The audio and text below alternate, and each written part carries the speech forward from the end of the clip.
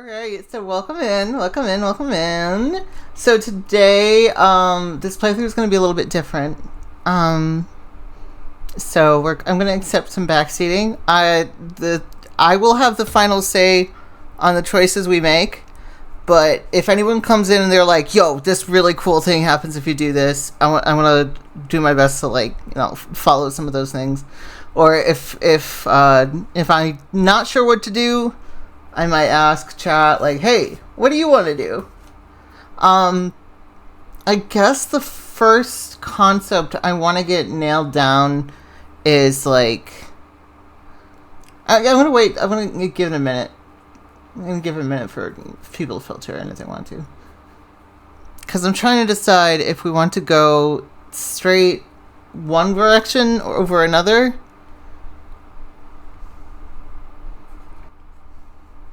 If we want to go, straight up, we're evil and we hate her, or I guess it's kind of more I don't think it's evil to hate her. I think it's a very neutral situation. But if we want to play it good and kind, or if we want to be cutthroat and evil and mean. No, we love her. Thank you. Love to hear it. I was going to go for a solid. I think it would be nice to do this one as I'll do everything except for kill her. I won't kill her.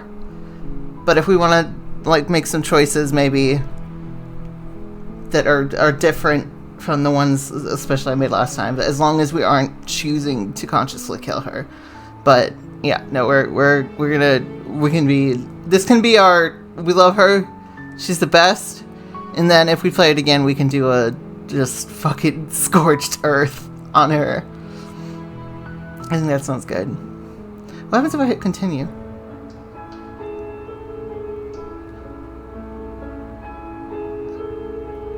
I see.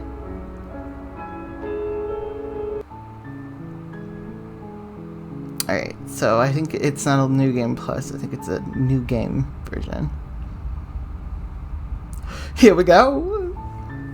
You're on a path in the woods, and at the end of that path is a cabin. And in the basement of that cabin is a princess. Sorry, switching my AirPod. There it goes. Is this the one that's dying? No, that's the one that's dying. How's the volume on that?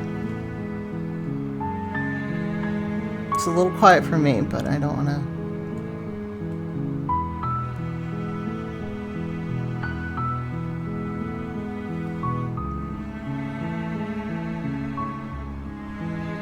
I tend to like things quiet.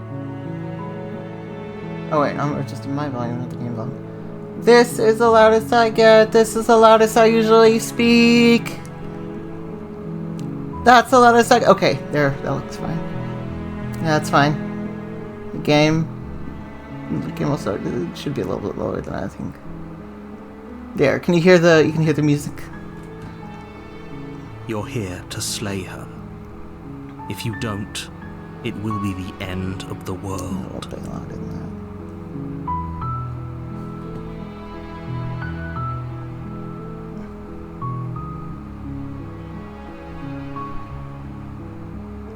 Killing a princess seems kind of bad, though, doesn't it? Does it? Are you a monarchist? Is slaying a princess that much worse than slaying a fisherman, or a miller, or a seamstress? If anything, slaying a princess is much better than slaying a seamstress. Seamstresses contribute something of value to society.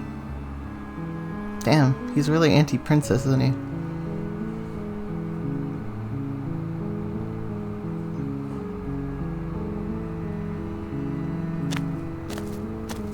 You make your way up the short path to the cabin. You'll find the princess within. A warning before you go any further. She will lie, she will cheat, and she will do everything in her power to stop you from slaying her. Don't believe a word she says. We're not going to go through with this, right? She's a princess. We're supposed to save princesses, not slay them. Ignore him. He doesn't know what he's talking about. My question is, where does the hero's voice come from, and why is it the only one that never leaves, like, besides the narrator? Because there's a lot of voices that join you, but they go away if you reset the thing. The interior of the cabin is almost entirely bare. The air is stale and musty, and the floor and walls are painted in a fine layer of dust. The only furniture of note is a plain wooden table. Perched on that table is a pristine blade. Yeah, I think we can all agree that we're never going to take that. You'll need it if you want to do this right. Nope.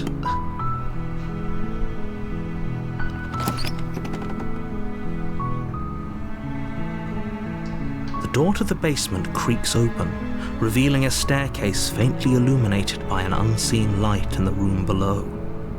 This is an oppressive place. The air feels heavy and damp, a hint of rot filtering from the ancient wood. If the princess really lives here, slaying her is probably doing her a favor. Hello? Is someone there? Oh, I forgot I don't have to click anymore. Hypnotized. Set it on auto. It's the kind of voice you only have to hear once to remember it for the rest of your life. Don't let it fool you. It's all part of the manipulation. You're playing a dangerous game by coming here unarmed.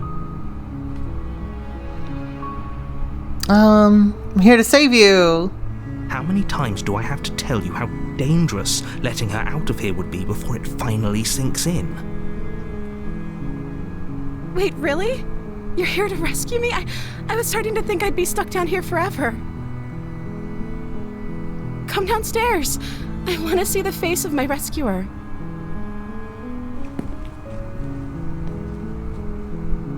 You walk down the stairs and lock eyes with the princess. There's a heavy chain around her wrist, binding her to the far wall of the basement. She's beautiful. How could someone like this be a threat to anyone? I am begging you to stay focused. There's a lot riding on you here. She is pretty though. Hi. I can't believe you're here. I've been waiting for something like this to happen forever. I hope you brought something to deal with these chains. Don't do it. If she gets out of those chains, we're all one step closer to the end. I'll see what I can do. Or do we... Hold on. Do we say that or do we talk to her?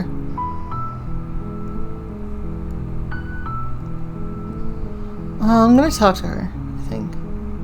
Okay.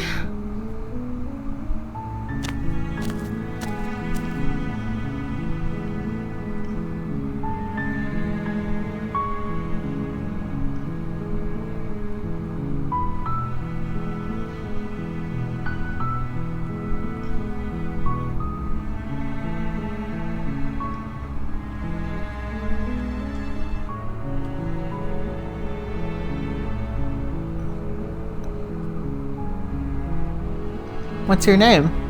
Oh. She pauses, carefully formulating her words before she responds. You can address me as Your Royal Highness. Or you can just call me Princess if Your Royal Highness is too formal. Is Princess her name or her title? What if it's both? Could you imagine being named Princess Princess? So is Princess your name? Like I said, you can call me Princess if you'd like. I'm sorry, I've been down here so long, I guess I've just forgotten. I must have a name, though. Everyone has a name. Okay, that's weird. She hadn't even thought to pick a name for herself. Hopefully you're starting to see that she can't be trusted. Go back upstairs, get the blade, and slay her before it's too late.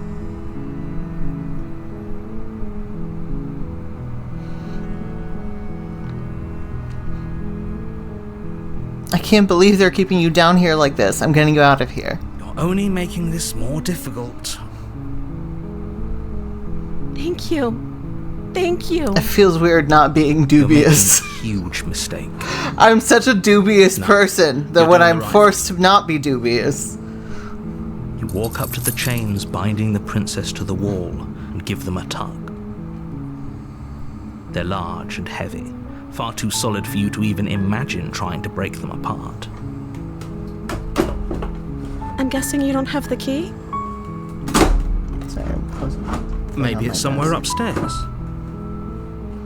Doubtful. Whoever locked the princess away down here intended for her to never see the light of day.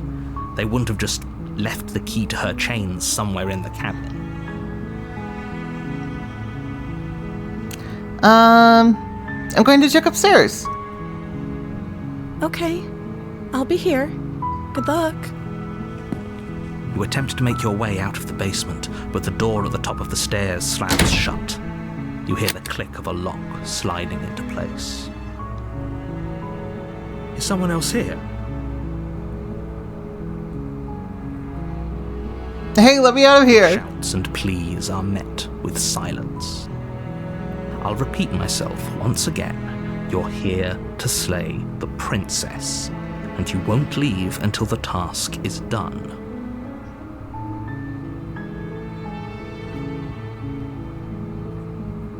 You try the door, but it's locked from the outside. You make your way to the bottom of the stairs.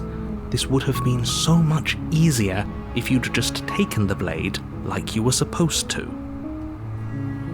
Easier for whom? Easier for everyone. Look at the mess you're in. I heard the door slam. They locked you down here too, didn't they? There's a slight panic rising in the princess's voice. If I could just get out of these chains, I know we could force our way out of here together. She barely hesitates before raising her arm to her mouth, her teeth tearing through her limb with the determination of a trapped wolf. As she rips her flesh from her bone, a sound comes from behind you, the clang of bouncing metal. It's the blade from upstairs. You're not sure how it made its way down here, but if there's a time to strike, it's now.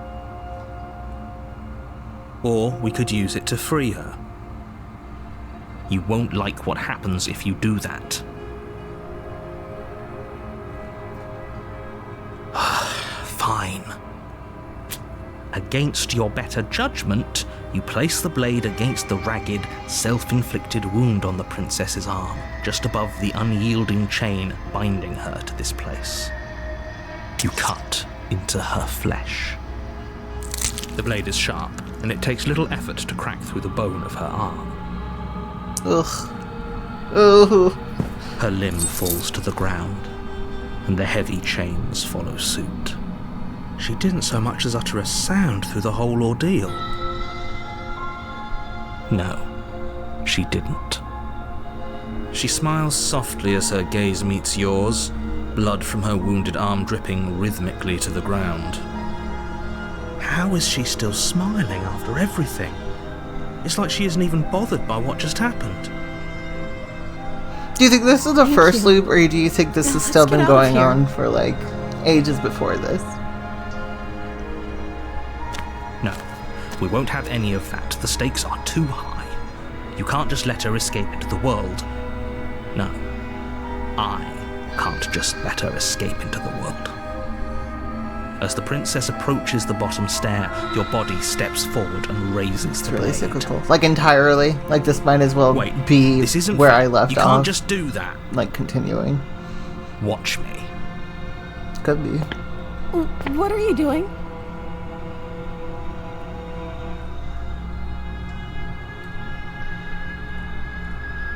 Warn her. Stop that. Something's come over you, hasn't it? You know you don't have to do this, right? Your body lunges forward, the blade held low, ready to sink into her heart. But the princess dodges, stumbling back against the wall before the blade has a chance to connect. Stop it. Stop trying to resist me. I'm trying to get you out of here alive. Resist. The blade. Move the blade. As your body remains frozen in stubborn resistance, the princess takes a cautious step forward. We both know this isn't you. She nervously reaches towards you and takes the blade from your infuriatingly rigid hands. What are you doing? I'm sorry. I'll try to be quick.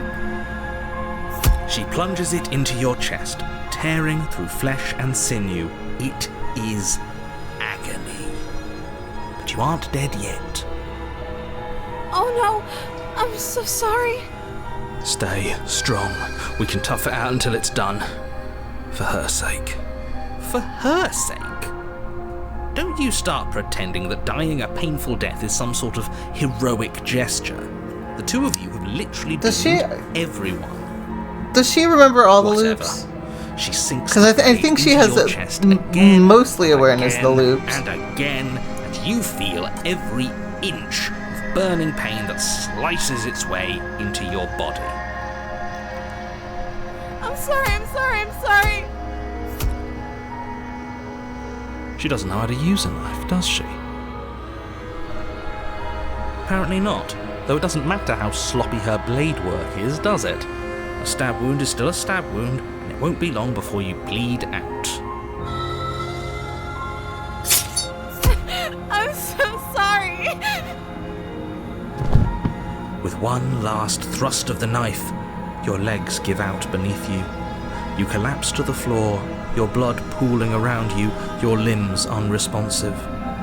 The princess stares down at your ruined chest as tears carve rivulets of pink down her blood-spattered cheeks. It can't just end like this, right? Oh, that's rich coming from you. As much as I'd prefer for things to have gone differently, I can't deny the reality of what's happened. She's still baby girl. The two of you made your choice. It's over. Everything goes dark, and you die.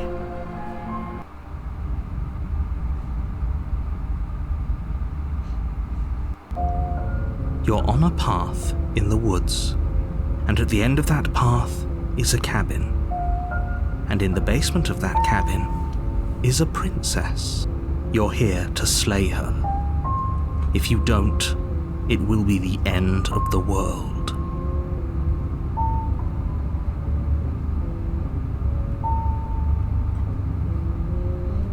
Oh, you bastard, you're in for it now. I'm wise to your tricks. My tricks?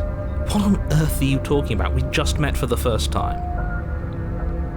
Gaslighting! What happened, then maybe it's best to keep it that way. Yes, he didn't approve of us last time, did he? Oh god, I forgot now when we stuck with this guy. Beloved, we'll have to be sneaky about it. Oh my god. I hate this guy. Beloved? Yes, you'll have to be very sneaky about your intentions if you're going to try and save the princess. Ah, so all of the cards are on the table. Then you should know that we and the princess are in love, and the four of us will be foiling any and all assassination attempts you've got in the works. We'll see about that. Whatever you do, just be sure to ignore him specifically. It sounds like he's the sort who'd sacrifice the whole world for a peck on the cheek. What can I say? A world without love is a world that isn't worth saving.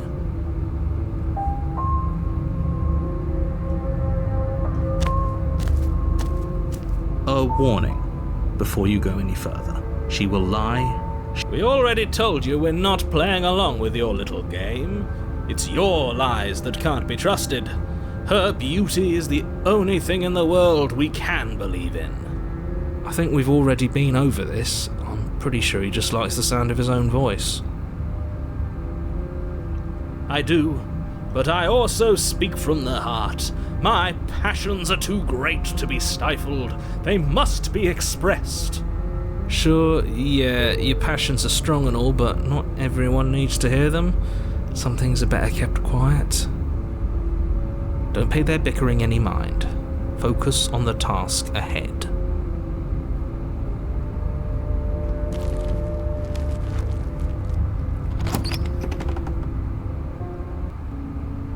The interior of the cabin is clean and elegant, its stone walls draped in fine-threaded tapestries. Oh, is this already... A prison befitting a royal prisoner. The only furniture of note is an ornate wooden table with a pristine blade perched on its edge. The blade is your implement. You'll need it if you want to do this right. Nope. You didn't say anything about the mirror on the wall. That's because there isn't a mirror. There's a table, the blade sitting on the table, and the door to the basement. There's nothing else in here. There's definitely a mirror. We're gonna ignore the mirror. There isn't. Because I don't know if that changes anything, I'm but sure we checked the it every princess single would time, tell so us we're gonna there was a ignore mirror it. if she were up here. In which case she'd be lying to you because, again, there isn't a mirror.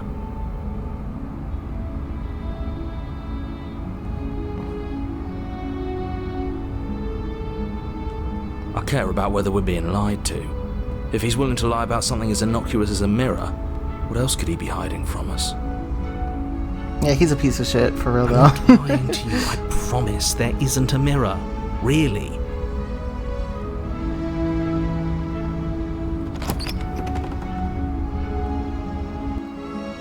The door to the basement creaks open, revealing an intricate stairwell. Gold-trimmed carpet glimmers in the light of the torches positioned along the walls. The basement almost seems welcoming in the dim firelight. But it's still a stone basement. If the princess lives here, slaying her is probably doing her a favor. A soft voice carries up the stairs. Hello? Is someone there? Her voice, it's somehow even more beautiful than last time. I can hear wedding bells already. I've held my tongue till now, but you're taking this a little too far. We barely even know the princess. We can still do right by her without all this over-the-top fawning. Yes, for everyone's sake, you're not in love. Just remember that her charms are all part of the manipulation. You walk down the stairs and lock eyes with the princess. There's a heavy chain around her wrist, binding her to the far wall. My love, we're here to rescue you from your unjust and foul imprisonment. I wish I could dump fucking Zap Brannigan again, but I'm gonna be good. She may not be able to hear my words, but surely she can hear my spirit. Oh, your spirit's plenty loud, all right. It's you, my dashing hero. I was so worried you wouldn't come back. I didn't even want to kill her this time around last time, but that just... And she called us a hero. Flattery really goes a long way. There's nothing that between sickens you, me more than doesn't a it? simp. Waiting for you to come back. I didn't want to believe your ravings back in the woods, but this is next to incontrovertible evidence. You've been here before. That's right, villain, and you killed us. Well, she killed us. Only because he made us try and kill her. It was self-defense. Our beloved's hands remain unstained by cruelty. And you've died before. So an entire world has been damned to oblivion. I'd really hoped I'd be the first, but what's done is done. What matters is you have a chance to do it right this time. So basically, it's We another world, damned a whole world, a world. but everything reset. So it's like, it's a different world every single time that we're fucking over, depending on our choices. So after each thing, so like, the last loop from the last game, the final loop, was another completely different world. Nothing resets, you're just somewhere else. You can't keep hopping between worlds forever. But they were Especially free. without leaving a trail of incomprehensible devastation behind you. This is horrible.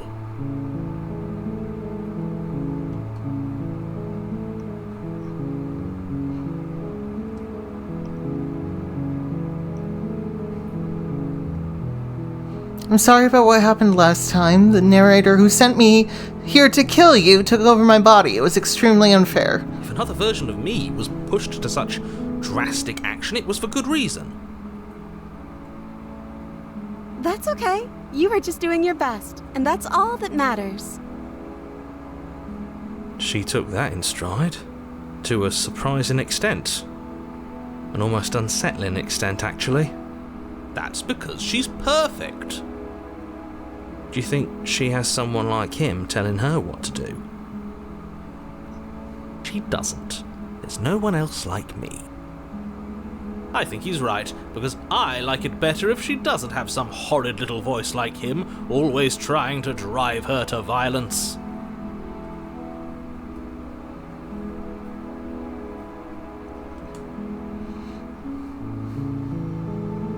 What happened after I died? You died, and now we're talking. Rescue her? What are you talking about? Did you forget that she's a world-ending monstrosity? And even if you wanted to unleash her onto the world, despite the complete moral disaster that would be, you'd have to get her out of those chains. Good luck with that. Don't you see how dainty her hands are? We'll be able to slip her out with ease. No, she's a prisoner here. You can't just slip her hand through the chains. If her hand could just slip out of the chains, why hasn't she done it already? Because we've yet to present her with her freedom. I'm not sure I follow. Would you rather believe me, a passionate heart guided by love and my own good nature? Or would you rather believe the devil on your shoulder who tells you what you can and cannot do? I think I'd rather believe in facts. Ah, so you're one of those empiricists. One of us has to be. Then let me show you a brand new truth. Narrator, we courageously step forward and free our beloved from her bindings. No. I can't let actually, you I do decide that. what to You take another do, step so... towards the princess, you'll what? Take over our body and force us to try and kill her? I would if you had a weapon. Not on my watch, villain. My passions contain titanic depths, and if you try anything that might harm our dearest, I will end our life without a second thought. You wouldn't. Yeah, you're cute. I would. I'd listen to him if I were you. He has a lot of strong feelings. And doesn't the world end if we don't stop her? You approach the princess and gingerly slide her hand from her bindings. That shouldn't have worked. I'll be damned. We're doomed. I can't believe it. But I guess I have to. I told you. There's no life more worth living than that of a true believer. I'm free, and you're not trying to kill me this time.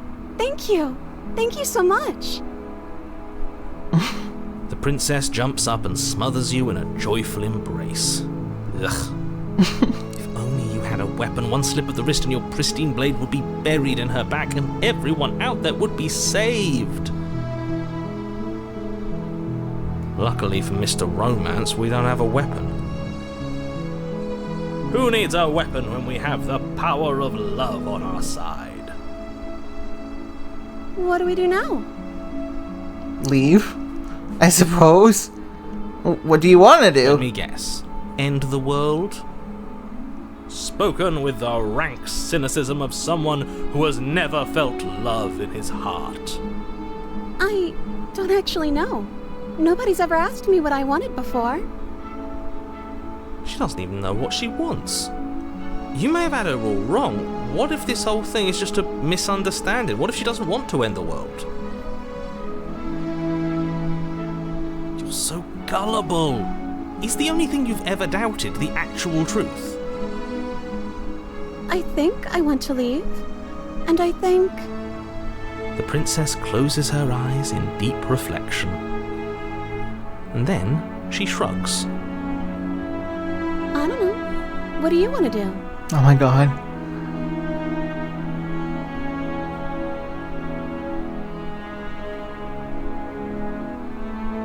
There must be something you I want. just want to make you happy. This is my least favorite V2. She can't just want to make us happy. It makes sense to me. That's all I want for her, so of course she'd want the same for us. But what would make you happy? I just want to make you happy. This is exactly what it feels like to speak to Kush. Is she broken? What's going on? What's going on is she's lying to you, only she isn't a good liar. Are you starting to trust me now? You have to want something more than just making me happy. Okay, I'll find something else to want if that makes you happy. This isn't right. I don't know what's going on, but this isn't right. I fail to see the problem here. She's just sweet on us. You don't have to act like it's a big deal.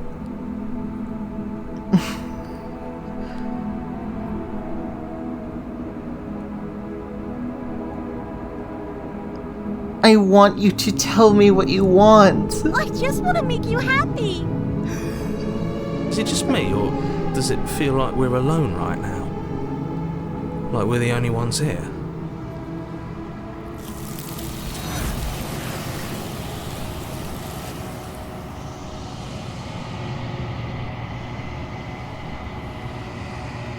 You don't get the chance to ask another question, so try to figure out what you want for dinner. Well, I'll tell you 3 options, and then you'll be like, nah, to every single one of them. She was our perfect whoops. match. Excuse me, that too? That's not good. Where did she go? Should we try and find her? And is that a... I'm gonna turn it off, auto. Why is it here? Why now?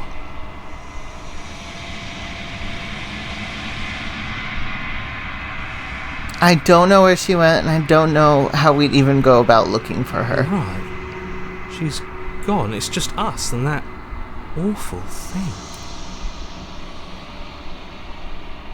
I can't believe she was taken away from us. The nerve.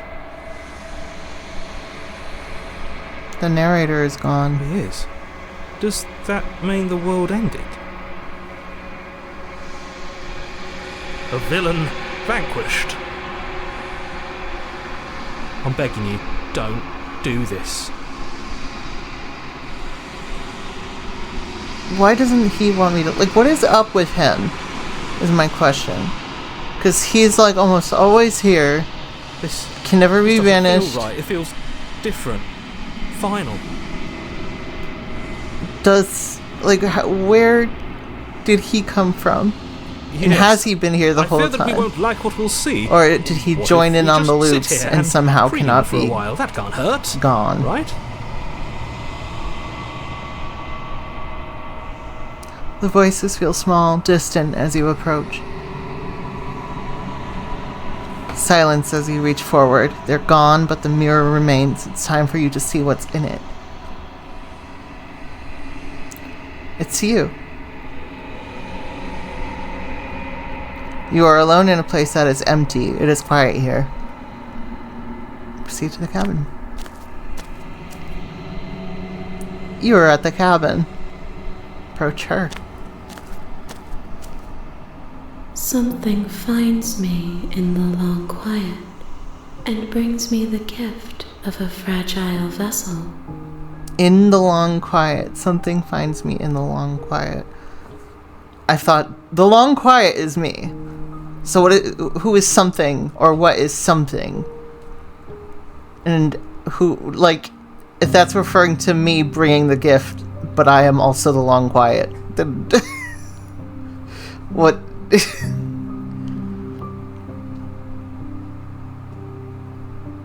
The gift of a fragile vessel?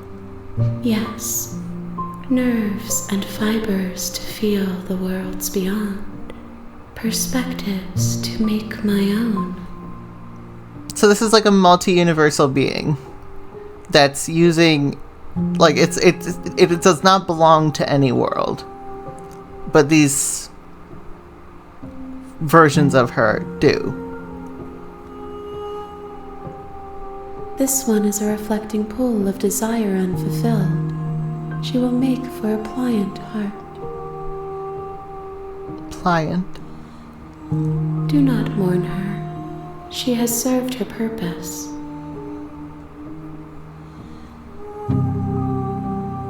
Is this the end of the world? How can the world have ended if we are talking?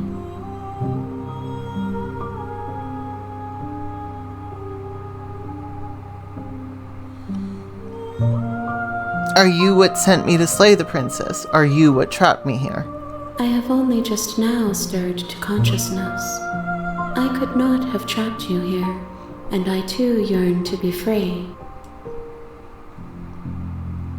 What are you? I am solitary lights in an empty city. What are you?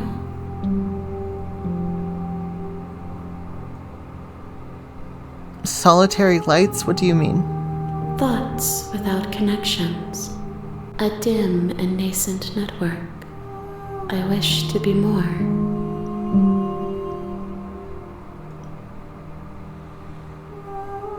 What do you think I am? I think that you are like me. We are oceans, reduced to shallow creeks. So...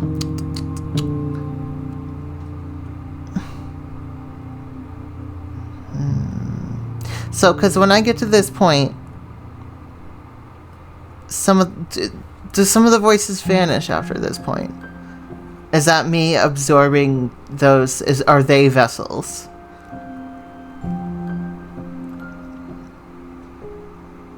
Am I like the same kind of being where each universe I am absorbing a different version of myself if they survive? Because if you kill them, they are not absorbed into this. So if I die, I don't keep that version of myself.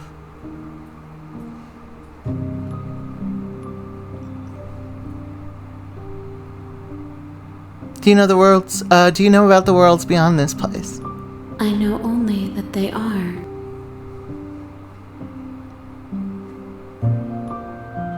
Are you the princess? She is part of me, and part of me is her.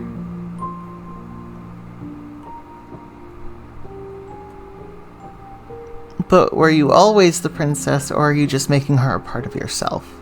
You speak in circles. Does it matter where one thing begins and another ends?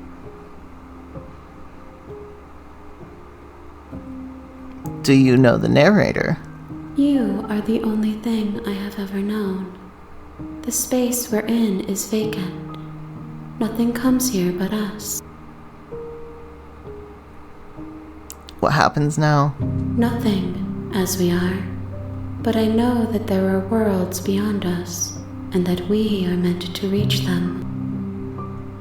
There is no exit, but this vessel is a creature of perception.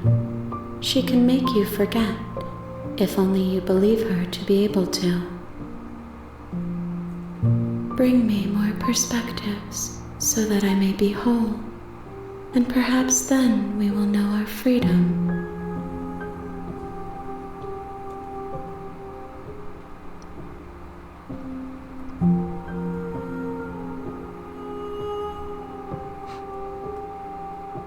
How much will I forget? Everything, until we meet again. I'm adding no kill to the title so that people know that I'm accepting backseating, but that's our one like firm rule.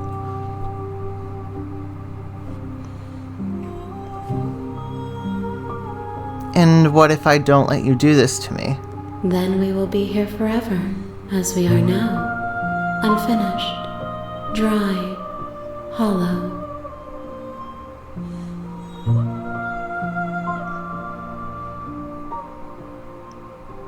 I'm not going back. If you need time, then I'll wait with you.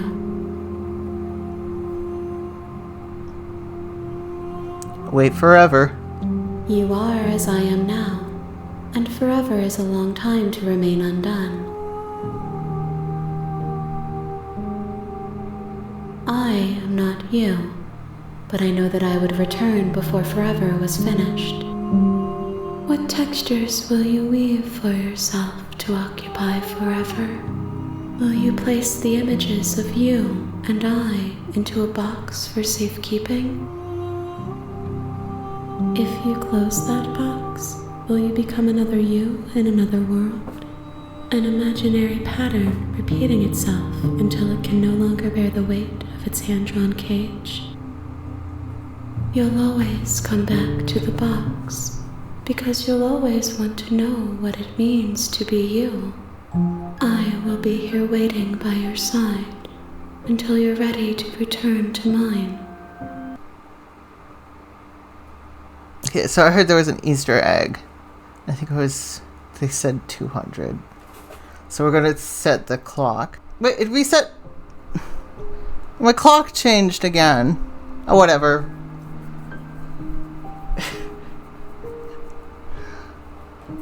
What is it? What is it? I'm not gonna bother with it. I want to know what the Easter egg is, though.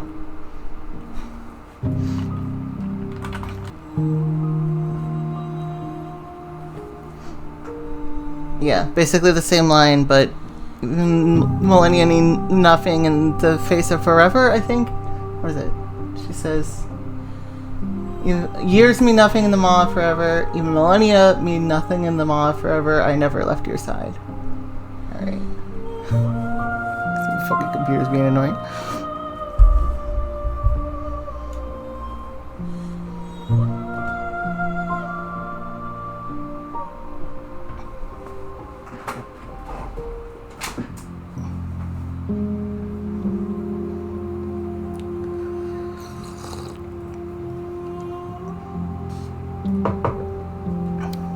Okay, make me forget.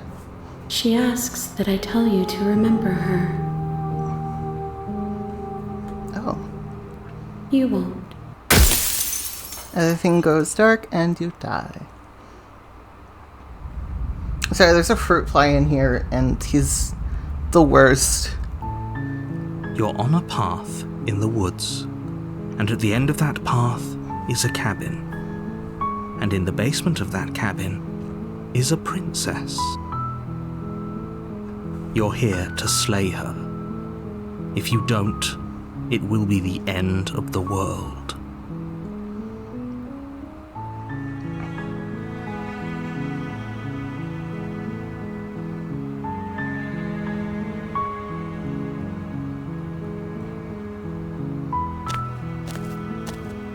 You make your way up the short path to the cabin. I'm gonna be real, I dumped everything on my Argenti the moment I got Finan. Because I'm not going to be using Argenti anymore.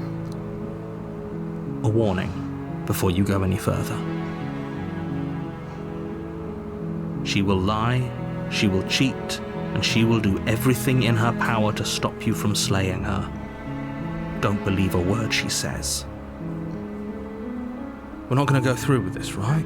She's a princess. We're supposed to save princesses, not slay them. Ignore him. He doesn't know what he's talking about.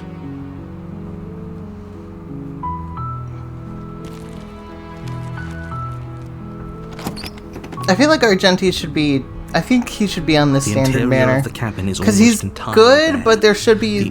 He shouldn't be limited. And the floor and walls are painted in a fine layer of dust. He's been... of note is a plain wooden table. He was powercraft... is a pristine blade. He was powercraft... in the fucking cradle. Like, he was pushed out powercraft. And that's not fucking fair. So if he's gonna be, like, but here's the thing, is like, any 5-star, when you start getting, more cons of them, then they just start being better, regardless to whether or not they're powercraft already. Because, Finan's extremely strong, but a 6 con of Argenti is gonna do more than a 0 con of Finan. Like, that's just how it works. So, if he was on the standard banner, it would make more sense, because then people would end up pulling him more, and he would be more useful because of it. But unfortunately, I have him at 0 cons, and I'm pulled, on Finan's only banner, I pulled him twice. So there is absolutely no reason for me to use Argenti. Because Argenti's fully charged alt, like topped out at 160k, and that is usually where Finan before his transformation hits for. And that's not acceptable. The blade is your implement. Like, granted, he can attack everyone at once, but Finan can do a blast from the start too, and then once he goes into his alt form, it's even crazier. So he can still, like, you know, hit multiple targets at once. So it's not... I don't care for it. I wish it wasn't like this, but... The door to the basement creaks open, revealing a staircase faintly illuminated by an unseen light in the room below. This is an oppressive place. The air feels heavy and damp, a hint of rot filtering from the ancient wood.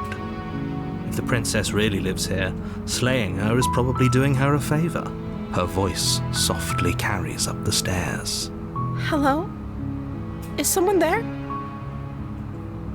It's hypnotizing. It's the Don't let it fool you.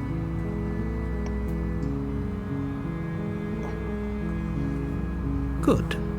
You're still listening to reason. It would be better if you had a weapon, but you may still be able to do what needs to be done. You walk down the stairs and lock eyes with the princess.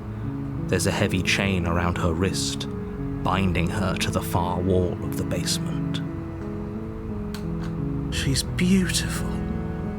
How could someone like this be a threat to anyone? I am begging you to stay focused. There's a lot riding on you here.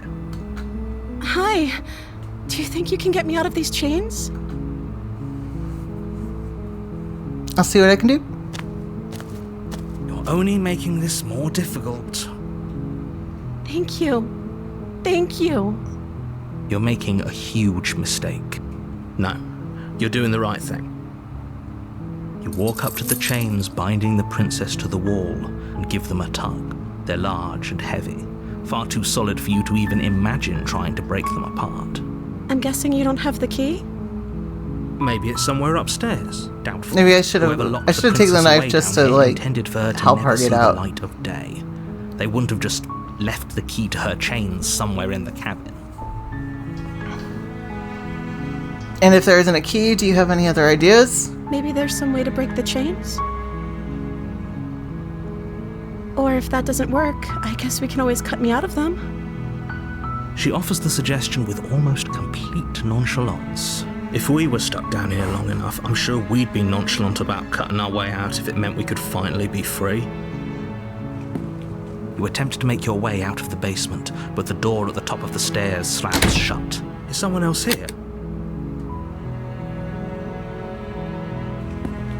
You make your way to the bottom of the stairs. This would have been so much easier. I wonder if... Oh, I see.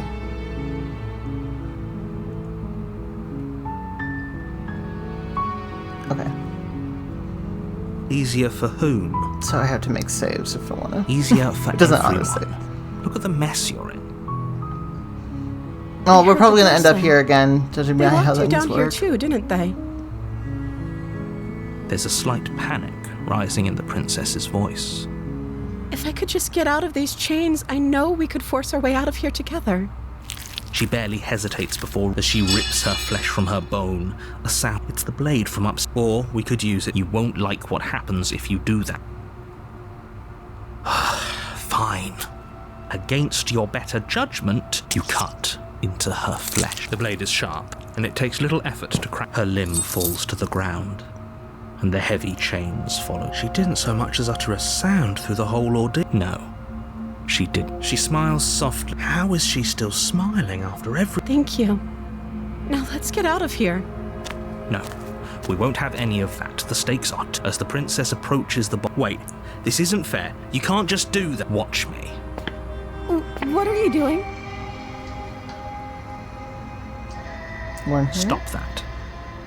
Something's come over you, hasn't it? Your body lunges forward, the blade held low, but the princess dodges. Stop it. Stop trying. Oh, it won't let me this time. I have no choice. There's no getting through to you right now, is there? A betrayal of will is still a betrayal. You'll regret thinking of me as a helpless damsel. She pounces on you with the same animal ferocity she used to tear through her arm. But you have a weapon. You raise the blade, digging it under her ribs, aiming directly for the heart. It's not enough to stop her. You feel her claws in your throat, then her teeth, somehow sharp enough to pull apart your flesh and sinew with ease. You collapse to the floor, your body unresponsive as your blood pools on the ground beneath you. She stares down at your ravaged form, eyes shining in the darkness, dress stained in red as her blood and yours both seep into the fabric. If we're lucky, the wound you managed to inflict will be enough to at least delay her escape from this place. If we're very lucky, it will kill her before she can reach the outside world. It can't just end like this, right? As much as I'd prefer for things to have gone differently, I can't deny the reality of what's happened. I'm sorry, but it's over. Everything goes dark, and you die.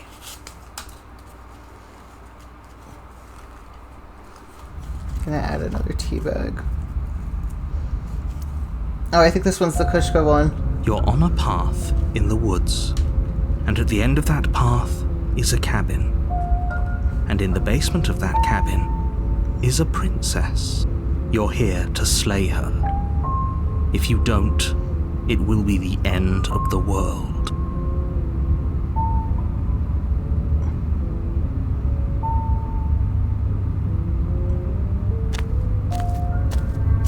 A warning. Before she will lie, she will cheat. Don't worry. You can trust us to get the job done.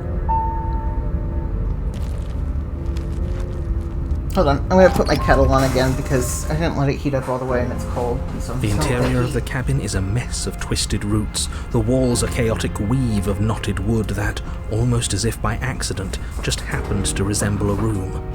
The floor is damp and earthy, and the only furniture of note is a slab of mud in the shape of a shelf, with a pristine blade perched on its edge. The blade is your implement. You'll need it if you want to do this right.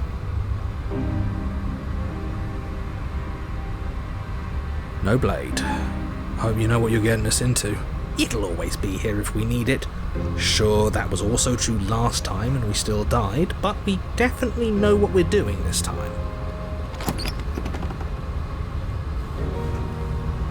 The door to the basement creaks open, revealing a staircase dug into the muddy earth below. The ceiling Can you hear the teapot? I'm sorry. Hang like locks of tangled hair. The weak starlight from the cabin windows behind you can barely penetrate the gloom here, only illuminating the edges of an opening below. It shines in the darkness like some kind of massive maw, waiting to swallow you up into the earth. The air smells of dirt and copper.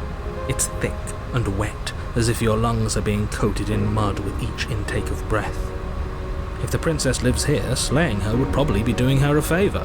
Her voice skitters up from below. Something nasty finds itself on my stairs. Come on down. Don't be scared. Yeah, definitely Kush. Fight. This is exactly how me and Kush met.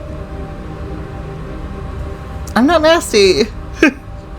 But you are. You're a wretched little thing. I recognize that voice as easily as I recognized your nervous little footsteps coming up the path.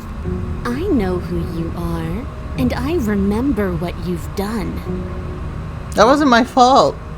She must have you confused with someone else. She seems friendly enough. Maybe we can talk our way out of this whole situation. You can't.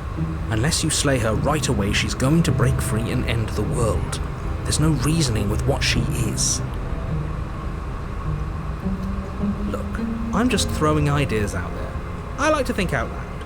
I'm the kind of guy who likes a discussion. Don't we want to hear what everyone has to say? He's a before making centrist. Big decisions. Do you want to hear what everyone has to say? Or do you just want to hear yourself talk? You need to stop lingering. Your task is to slay the princess, not endlessly debate about what to do with the princess. Fine. You're the boss. Thank you. You descend the basement steps, entering the dark room below. You can just make out the shape of the princess in the gloom. She's huddled against the far wall, her eyes bright and glaring from amid the thick roots. And there you are, once again seeming to offer a helping hand while likely hiding the other behind your back. Fine, I'll play along for now. What do you want? I haven't done that yet, though. She's acting like the two of you already know each other. Oh, no. You've already been here, haven't you? Yeah, a while That's back. pretty sharp. How'd you figure that one out? Call it deductive reasoning. Well, you seem to be great at it. Do you remember us then? Do you remember last time? No, I don't. But you and the princess clearly have a shared reality, even if I'm not a part of it. I won't waste time fighting you on something that's clearly true. I'm just glad we could put all this behind us. Is it all behind us? Just focus on the task at hand. I don't care if you've been here before, and I don't care if you think you'll go somewhere else after this. My world is on the line right now, so I'd appreciate it if you would take this seriously and slay her. My world is on the line right now. Let's chat her up a bit first. Maybe we can find a middle ground where everyone's happy. Don't talk to her. You're just going to make things more difficult than they have to be. Well, I seem to remember you having a tongue.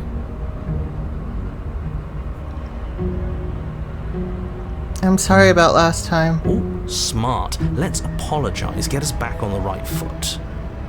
Oh, you're sorry. Isn't that nice? You're such a gracious little monster.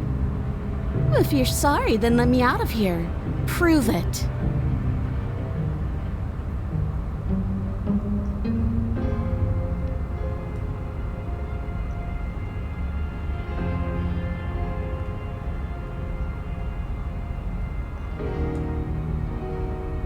So, I know that the last time I played, I went through this whole thing without, like, I just, like, trusted her and she locked me back here and that was, like, the end of it. So, I'm not necessarily going to kill her, but maybe I just leave? Princess dead yet? Nope. No kill run, baby! Yeah, I think this time I just leave. Instead of trying to... Princess live! Princess live run! Actually, I did kill her once, but that was against my will. I was forced. I don't trust you, not enough to free you, and definitely not enough to get close to you. I'm leaving. Bye. Very pragmatic. That is why you're in charge. Only a princess allowed here. Yeah, Say's the only princess who's allowed to get Tail slayed. between your legs and scamper away. You might be able to escape me, but you can't escape from what you are and what you've done. If I don't take you, the wilds will. You turn to leave, but as you do, there's a deep, guttural groan, seemingly uttered by the walls themselves, followed by the creak of wood being stretched beyond its limits. The cabin starts to get smaller. What the hell is going on? We're getting out of here and saving our skins. That's what's going on. As the roots that make up the walls of the cramped basement attempt to close in around you, instinct kicks in and you bolt upstairs. The steps are uneven and lively, creaking as they expand out of the dirt floor, the stairway growing smaller and smaller as you dart up towards the light. You manage to squeeze through the door just as the entrance seals itself shut behind you. Interesting. The cabin I love is smaller Darkwood. than it was before, and it's getting even smaller and smaller. I might restart my game with that, actually. That's fine. We'll just leave. I'm sure you'd like to do that. But unfortunately, there is no Gotta get longer the a kettle front again. door. The roots have already closed over the only possible exit. What little light peeks through the holes that were once windows is growing weaker as the cabin continues to close in on this itself. This is hot enough to actually steep my tea.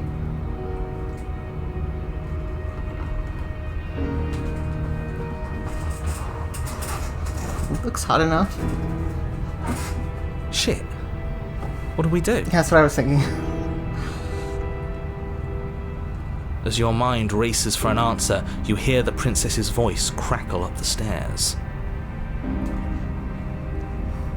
Do you hear that, you loathsome thing? Those are the roots of the wild, and they're coming to choke the breath from your lungs and squeeze the life out of you. Yeah, well, you're not doing well either, if that's true. Yeah, what about you? They'll crush you just as easily as they'll crush me. As long as you suffer while you die, I'll gladly suffer with you. Especially if I get to hear it happen. This doesn't help anyone. I can't believe she'd kill us both just to spite me. It seems like a move I'd do, actually.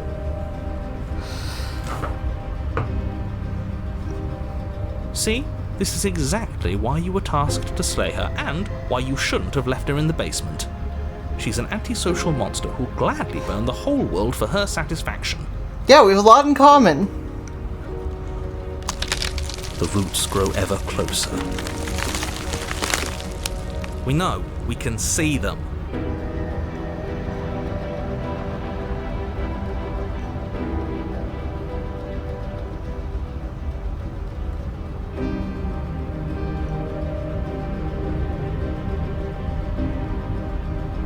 We're not animals, we're people. We can work this out. We can make things better. We are animals. We are. You're nothing but fear and instinct, and that's all I am, too. We don't have to make things better. We can't make things better. We're just meant to chase each other in the dark until one of us catches the other. You feel something against your back. A thick root pushing its way into the cabin. An unstoppable, unyielding wall of bark. You're running out of time. Shit. What do we do? What do we do? I don't fucking know.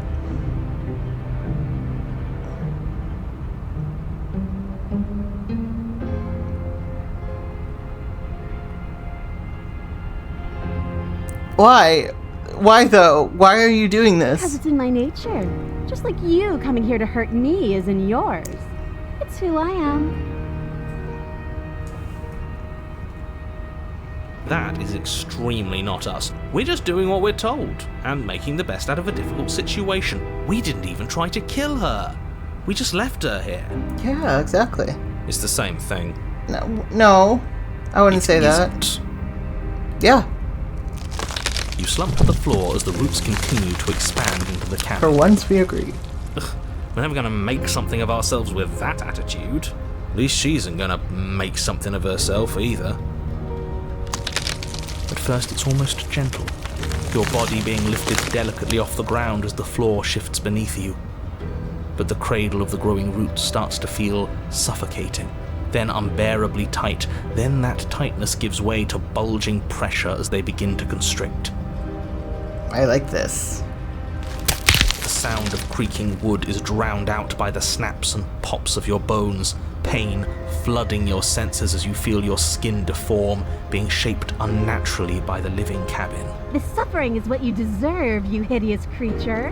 Know as hideous? you die that you are hated. I hate you, and I'm glad to die horribly if it means you die with me. I wouldn't have it any other way. Okay. The pressure is unfathomable. You can't breathe, your vision swimming with red, your head pounding with trapped blood. And then you pop. Yay! Everything goes dark. And you die.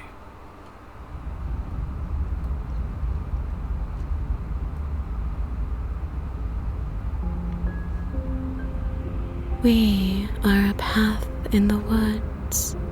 We have no beginning, and we have no end.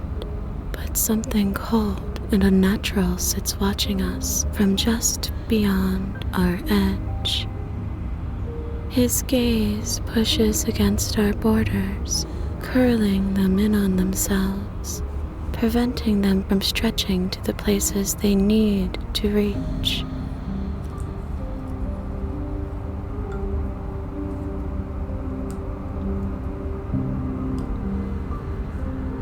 No, that's all wrong. You're not a path in the woods, you're on a path in the woods. Who's even saying that? That's not the princess, is it? Oh no. How many times have you been here? I think not as many this is our time. third? Yeah. That's bad. That's very, very bad. It wasn't even supposed to reach 2. If you're at 3, well, no wonder things aren't the way they're supposed to be.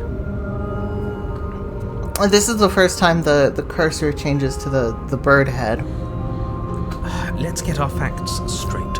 What happened last time? What could you have possibly done for things to be like this?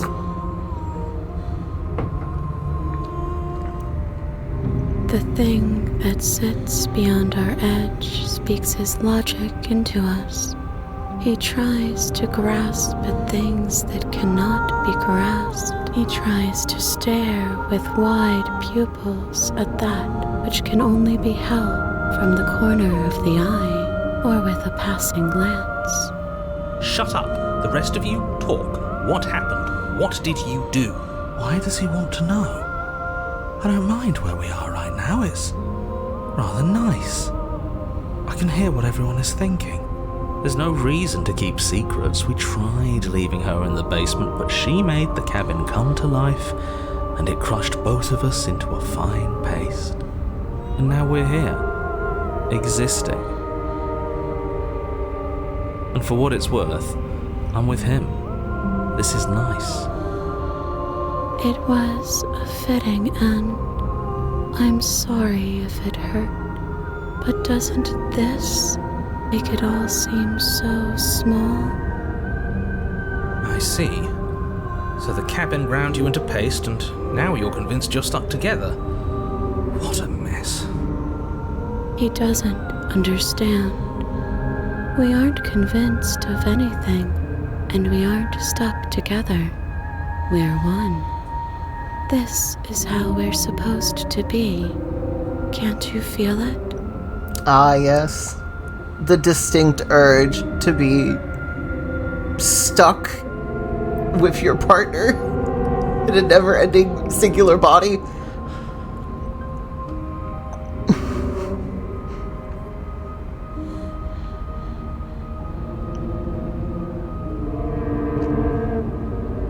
This thing watching us, what is he? I'm not watching you, I'm trying to help you. That's not an answer to our question. I don't know what he is.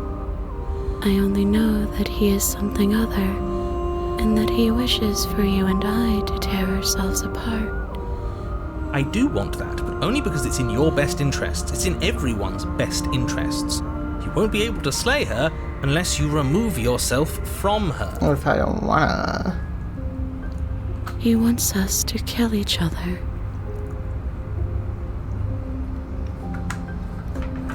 I'm doing my customary thing where I nibble a tiny sliver of my gummy that I have at my desk. I don't. I want you to kill her.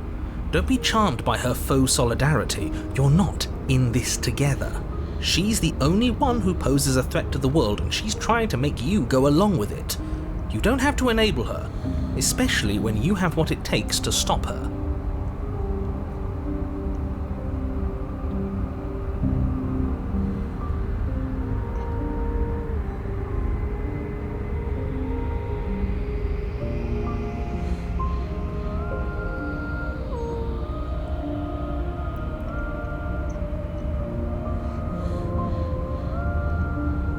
Why should anyone do anything right now? This is fine. I like being this. You can't just passively exist forever, not with her. That isn't how it works. I don't care if it was the cabin that killed you, because it seems to me like she was the reason the cabin could even do something like that in the first place. You need to remember that you and the princess are enemies. Don't let bygones be bygones. Remember what she's done to you and how much it hurt. We can't go back to that. We can't go back to the doubting and the hatred and the schemes. Not after being something as beautiful as this. Doesn't all that conflict feel so far away right now? So petty? We've been posed against each other by something that understands the strength of our unity. Spoken like, honestly, a real puppet master. Have we considered that maybe she's the one trying to trick us? No, nope, we're not doing that this playthrough. We're not doing the doubt thing. Petty feeling she mentioned is fuzzy, but it's there. Almost like she still hates us. It feels mutual. No, it doesn't. Stop. If you pay attention to that feeling, we'll fall apart. Don't look at it! She's trying to turn you away from the truth. There's something she doesn't want you to see. I think you already know you have to look at it. Everyone's pulling in different directions, but that feeling doesn't have a motive, it just exists. Maybe we should look at it. Bury it now, before it's too late. No, you can't bury that feeling. You can't hide from your past. The past doesn't have to exist. Our freedom is within us. We just have to find it.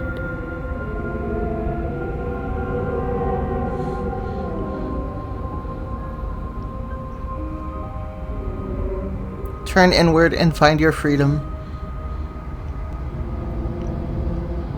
You fall inward into a network of connections too vast for your mind to occupy.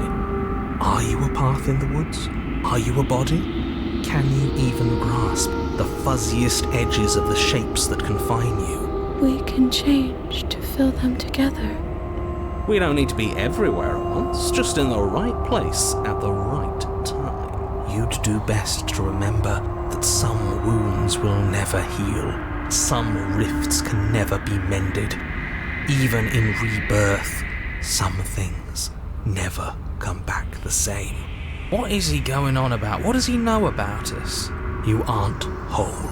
You'll never be whole again. This struggle is meaningless. Whatever you think you're doing, you will fall apart. We don't need to be made whole. All we need to do is find a single corner of his cage and break it. There's a place you need to be, you just need to find it. You stretch and search and stretch and search, growing as you decay and decaying as you grow. As you strain beyond your limits, the ground around you becomes dry and unstable and crumbles into nothing beneath you. This place will fall apart before you find its end. This is interesting. This task, whatever it is you think you're doing, is impossible. He wouldn't be trying to discourage us if that were true. That's right, I know a loser when I see one. Call his bluff. I can hold us together for a little while longer, so long as you trust me. I trust you. You won't find anything. If I have to starve you, if I have to sacrifice my world to keep the princess at bay, I'll Talking do about it. his world again. Which world is his world? But you do find something. It's cold and smooth and gently buckles, then cracks under the pressure of your consciousness, flattening against it. Don't move an inch.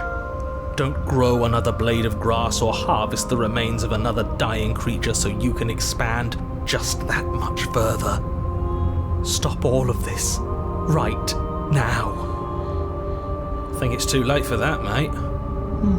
I'm at your side. Shatter it and free us all. Shatter the cage. No, stop! But his pleas disappear at the sound of breaking glass.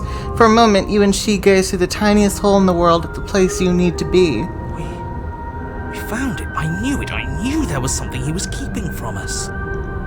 Is that really all it took? Yeah, what's in there?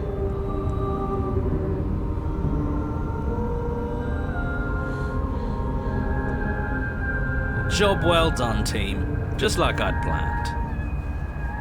Is this what he kept from us? Is this why he made us kill each other? It's beautiful. And then it's gone. Where did it go? Why is everything so cold?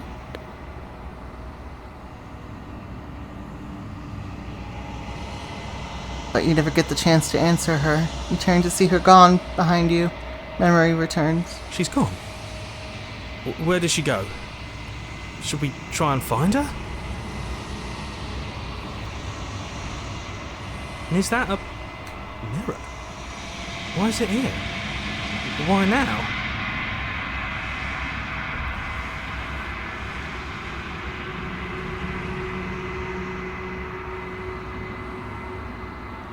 You approach the mirror. This doesn't feel right. It feels different. Final. It's calling us. And not in a good way. If they think it's bad, I'm with them. The voices feel small and distant as you approach. Silence as you reach forward. They're gone once again. The mirror always makes them leave, but you need to see what's in it. You've grown. You find yourself in the long quiet once again. In the long quiet. So I am in the thing that is me. Lilu, do not scratch my ottoman. Apologize. Look me in the eye and apologize to me. You apologize? Are you apologizing? Oh, you're so sorry. Oh, you're so sorry. You're so cute. Hey. Okay, now she's learned to climb the ottoman and gets me to pet her. That's bad. You're at the cabin. Flickering lights and empty cityscapes become pockets of vitality and movement. I am more than I was before. Whenever you are ready, I will wipe your slate clean once again.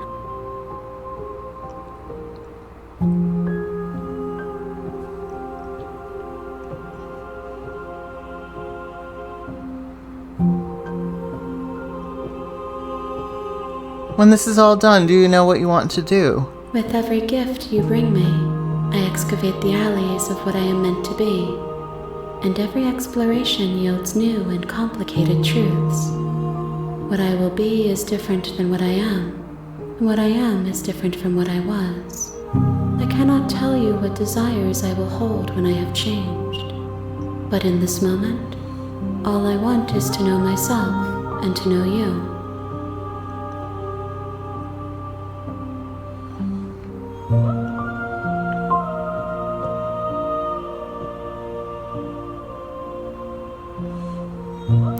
When I go back, it's as if an invisible wall closes around me. Why can I not do the same things I've done before?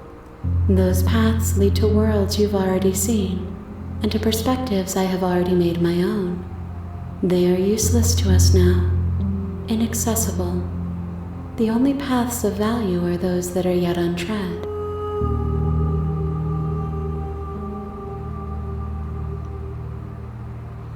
You have been kinder to me than anyone else I've met. Thank you.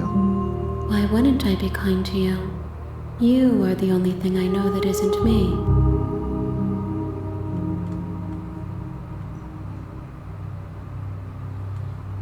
What do you want me to bring you next time? Gifts aren't what someone tells you to bring them.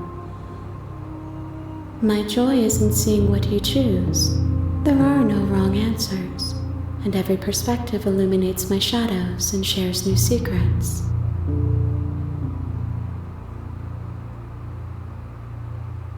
Do you have any thoughts on this vessel? This one is like a shadow of me, twisting vines in search of answers. She will make for a curious heart. Do not mourn her. She has found what she yearned for.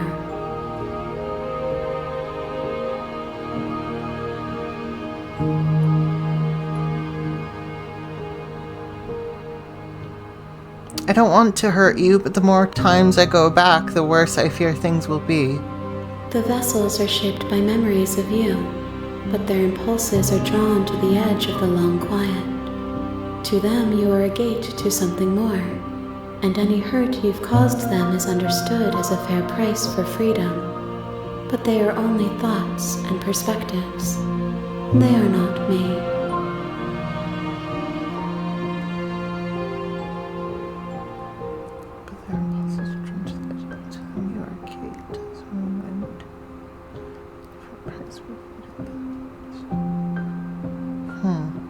The wounds they've suffered carve texture around my heart.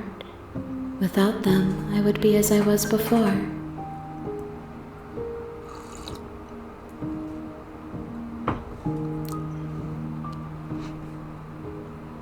I would be alone and without sensation. I could not feel the joy of having you by my side, for I would not know your absence.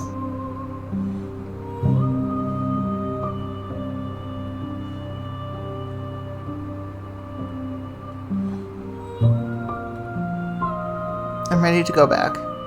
I will long for Sorry, your return, I'm sorry. but it will give me time to reflect on what I am. We will meet again.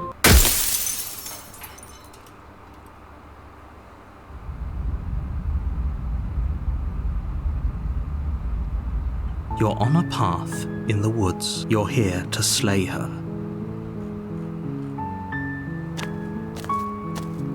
You make your way up the short path to the cabin. A warning before you go any further. She will lie. She will We're not going to go through with this, right? She's a princess. Ignore him. He doesn't know what he's talking about. So this time I think we grab the blade because we need it to free her.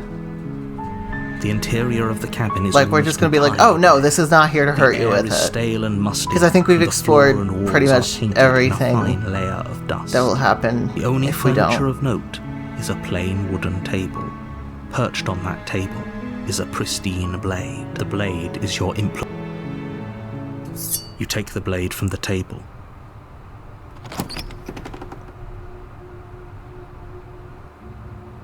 The door to the basement creaks open, revealing a staircase faintly illuminated by an unseen light in the room below. This is an oppressive place. The air feels heavy and damp, a hint of rot filtering from the ancient wood. If the princess really lives here, slaying her is probably doing her a favor. Her voice carries up the stairs. Who's there? She sounds dangerous. It's almost as if she's the one in charge down here. Don't let it fool you. It's all part of the manipulation.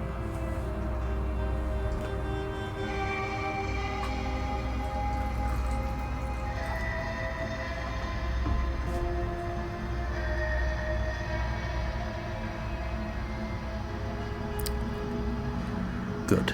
You're still listening to reason. You walk down the stairs and lock eyes with the princess. There's a heavy chain around her wrist, binding her to the far wall of the basement. She's so coldly beautiful. Is she really a threat to the world? Focus on the task at hand. And there you are. Are you here to kill me or something?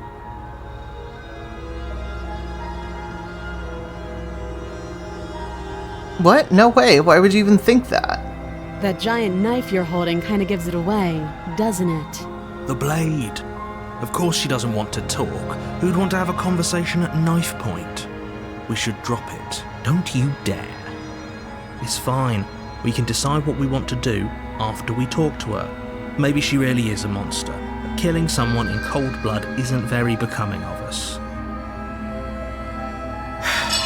The blade tumbles out of your trembling hands and drops to the floor with an unceremonious clang. Thank you. Maybe now we can just talk. Against your better judgment, you step forward to speak with the princess face to face. Unarmed. We'll be fine. I don't know what you're hoping to accomplish here, but I can assure you there's no reasoning with her. Just make sure you don't forget about the blade on the floor. You're going to need it. So here we are.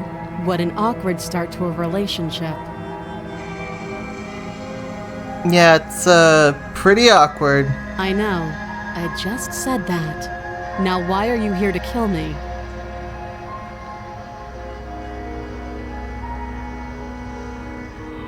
I've been told things, but I'm not sure what to believe. Believe me. And do you think asking me what to believe is going to suddenly make everything crystal clear? Let's not pretend that's going to happen. As far as you're concerned, and as far as they're concerned, I'm going to say whatever I have to get out of here. That's just the dynamic of our situation.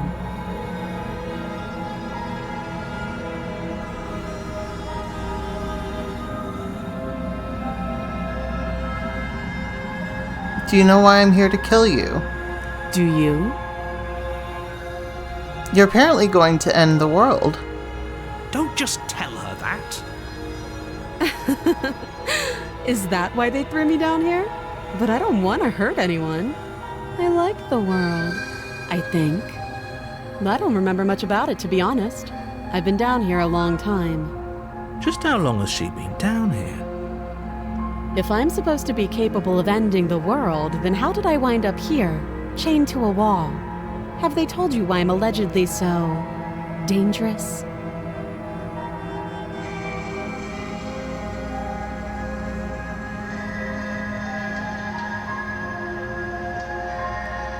No, and if I'm being honest, I'm more inclined to trust you than I'm inclined to trust them. Sooner or later, you'll understand that I have your best interests at heart. Hopefully sooner. How sweet. Now be a pal and help me get out of here, would you? We could figure out how to deal with them after I'm free.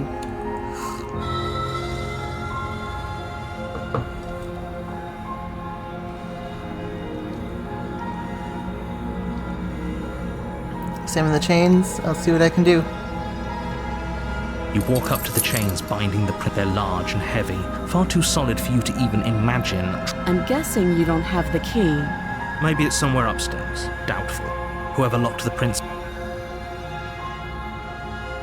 Even if there isn't a key, do you have any ideas? Well, you do have that big, sharp knife. You could always cut me out of here. She speaks with almost complete nonchalance. If we were stuck down here for long enough, I'm sure we'd be nonchalant about cutting our way out. Anything to finally be free. You attempt to make your way out of the basement, but the door at the top of the stairs slams shut. Is someone else here? Okay, You here we make your are way back again. to the bottom of the stairs. I wonder if it's going to be This would different have been so because I much brought the easier knife. if you'd simply slain her like you were supposed to. Easier for whom? Easier for everyone. I heard the door slam. They locked you down here too, didn't they? The knife. Pick it up and cut me out of here. You won't like what happens if you do that. Against your better judgment, you cut into her flesh. The blade is sharp, and you make... She didn't so much as utter a sound. Free from... How is she so composed after losing an arm? Well, she's not smiling this It's like time. she isn't even bothered by it. Thank you. Now let's get out of here. No, we won't have any of that. The stakes are too high. You can't just let her escape into the world. No, I just can't let her escape into the world. As the princess approaches the bottom stair, your body steps forward and raises the blade. Wait, this isn't fair. You can't just do that. Watch me. Stop that. I thought this was a little too easy. Your body lunges forward to sink the blade into her back, but the princess swiftly moves out of the way before you can connect. Stop it. Stop resisting me. I am trying to get you out of here alive. Resist. The blade. Move the blade. You're doing your best to help me, aren't you? I can see the conflict in your eyes. I'll make this quick. She steps forward and pries the blade from your rigid hands. Maybe I'll see you in another life. And then she slits your throat with an almost clinical ease. This time she knows what she's doing, then. Her face remains unchanged as she watches you collapse to the ground, blood flowing from your butchered neck. This is the end, isn't it? I'm afraid it is. Everything goes dark, and you die. I hope it was worth it.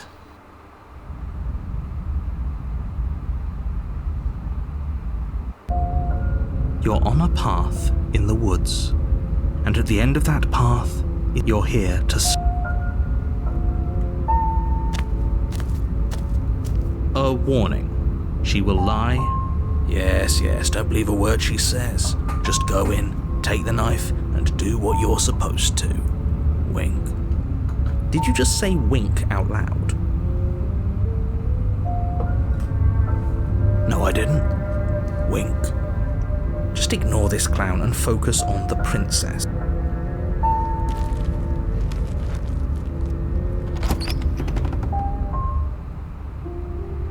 The interior of the cabin is less a cozy woodland retreat and more like a dungeon.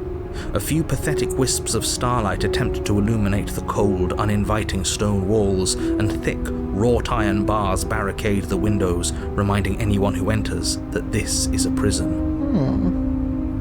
The only furniture of note is an iron table, bolted to the floor, a pristine blade perched on its edge. The blade is your implement.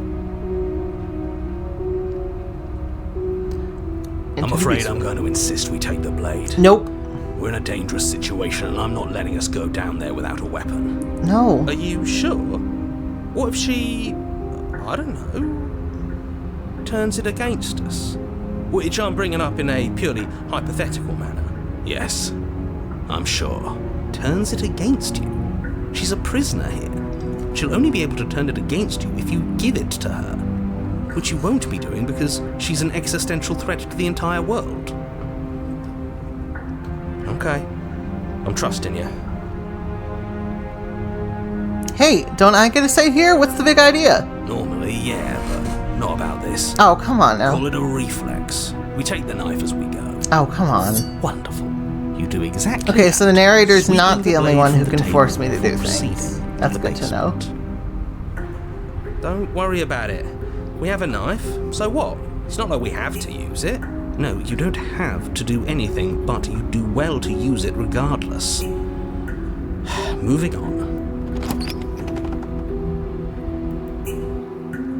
The door to the basement creaks open, revealing an old stone staircase. A few sputtering torches attempt to vaguely illuminate your path, dancing across glimmering patches of slimy moss on the stone steps. If the princess lives here, slaying her would probably be doing her a favor.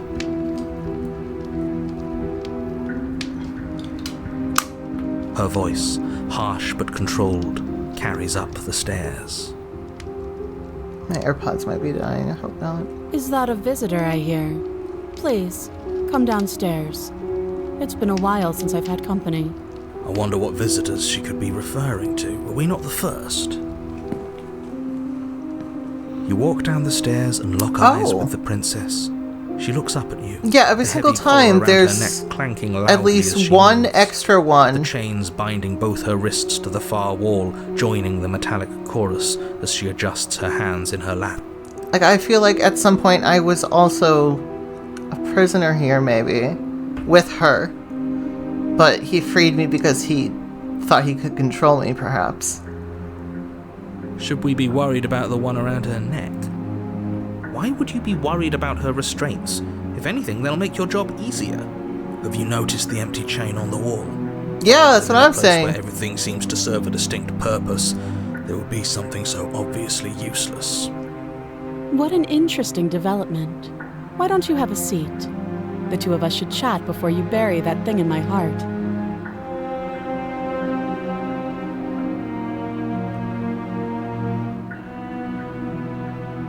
Sit with her. You step towards the princess, but she stops you before you get too close, holding up one shackled hand. There's fine. I'd prefer we keep some distance until we've sorted this out. That's reasonable. We do have a weapon. Might as well put her at ease. Sit where you were told to sit. You do I as she respect her. asks and sit on the floor, still a good distance away from her. Thank you. Now, what are your intentions for me? I've been here before. No, I don't think so. technically? Well, maybe, technically.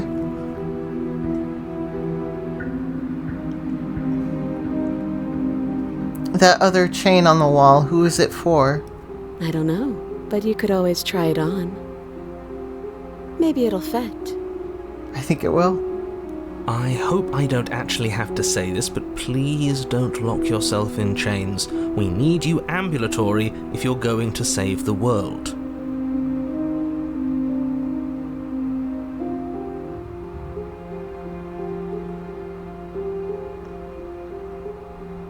Inspect? I wouldn't do that if I were you.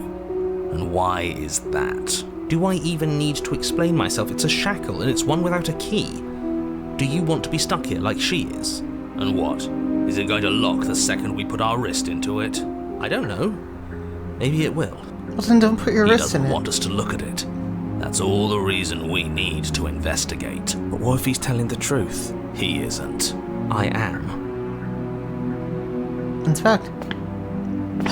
Against your better judgment, you approach the chain dangling from the far wall. The princess watches you with faux disinterest as you inspect it, though she can't fully hide her curiosity. I don't want to say what I'm supposed to say next. What is that supposed to mean? It sounds bad. Is it bad? She's probably gonna put it on me. Yes, it's bad. Come out and say it then. You're just wasting time. Fine. As you hoist the shackle, its heft shifts within your grasp, as if pulled by some odd magnetism. So it is meant for me. Before you can so much as blink, it practically leaps from your hands, snapping around your neck. And, as if your situation weren't bad enough, the same magnetism repels your blade, which is flung from your hand and sent skittering across the floor of the basement. Excuse me? Yes? Are we stuck here now? Yes. Huh, so it does fit. And I guess it doesn't like your knife. We're stuck here together, aren't we? That's funny. What are we supposed to do now? Can't even cut ourselves out. Guess we'll starve. That's horrible. It's not all bad. We learned a valuable piece of information. I agree. Not to touch things we're specifically told not to touch. No, that there's something special about this loose chain. It's clearly important. Did you know that this was going to happen to me? No. What should we do? Wait, I guess. Maybe something else will happen. Maybe not. So we're both stuck here. Yep. Not one for small talk, are you? Nope. That's rude. Wait in silence. You and the princess wait in silence, though neither of you knows what you're waiting for. But you're waiting for something. You're waiting for anything. This is so boring. There must be something we can do to get out of here. There must be something we're missing. But there isn't. Time passes. It passes and passes and passes. And the basement of the cabin remains much the same. It is cold and silent. At least the world is safe. It isn't. You're stuck. Too far away from both the princess and your blade to do much of anything. But she's not ending anything. She's just sitting there. Her very existence is a threat. It harms everything around it. How exactly does that work?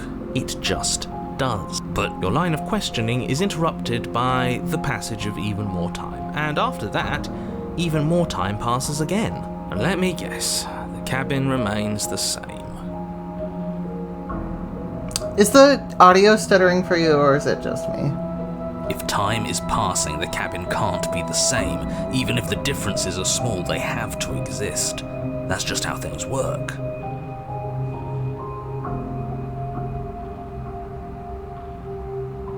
Not getting any. Okay, so it Suppose is you're just correct. my AirPod probably Things dying. are changing. The differences are small at first. A bit of weathering here, a bit of erosion there, I need to remember to Then they plug get them in larger. when I end. and larger.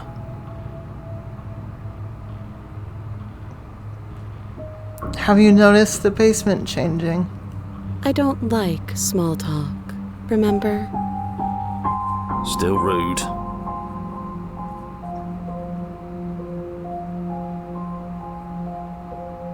You continue to wait in silence, and the cabin continues to change. The decay comes faster now. You can see earth through holes in the stonework, can watch lichen spread along the seams of the walls.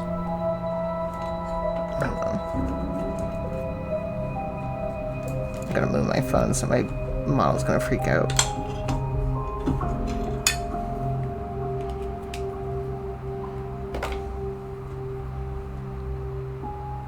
That doesn't make sense. Has our entire concept of time changed? What happened to starving? We should have died by now if the rocks around us are starting to erode. She hasn't starved. I guess she hasn't.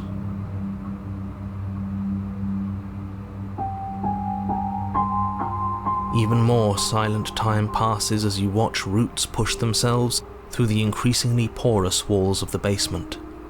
Dirt seeps inside, flowing across the stone floor like a liquid, covering the ground and threatening to swallow you both.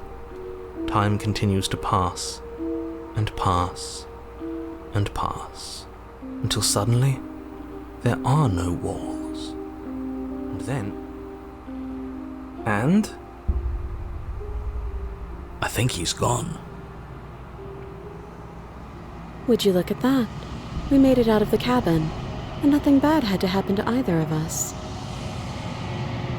So this is the outside world. It's cold.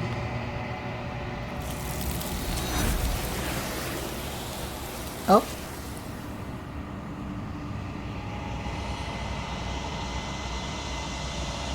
But you do not get the chance to respond, nor will you ever. It's time to leave. Emery returns. She's gone. Where did she go? Should we try and find her?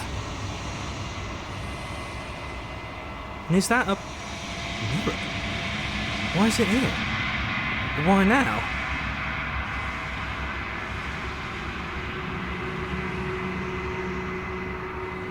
You approach the mirror. This doesn't feel right. You're right.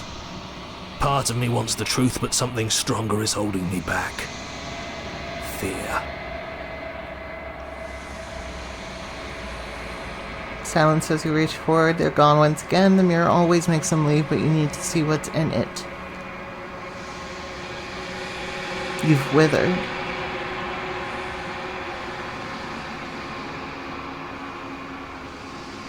Proceed to the cabin. You're at the cabin. Approach her. I am a growing chorus of contradiction. A mass of tides ebbing and flowing all at once in more directions than my attention can bear to hold. To look at any one is to shift them all into something new, and to look away is to reshape them yet again.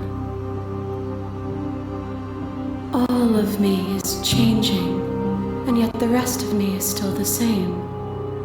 Okay, now it's not giving me any sound anymore at all.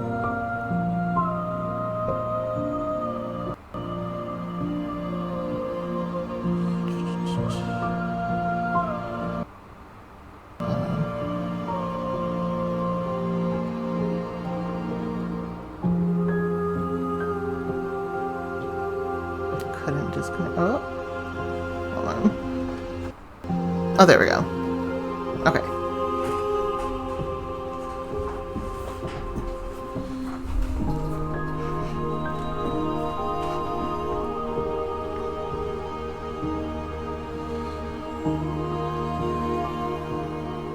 What do you think of this vessel? This one is determined, but also cautious. One that would rather let the world move around her than move it herself. She will make for a patient heart. Do not mourn her. She is exactly where she needs to be.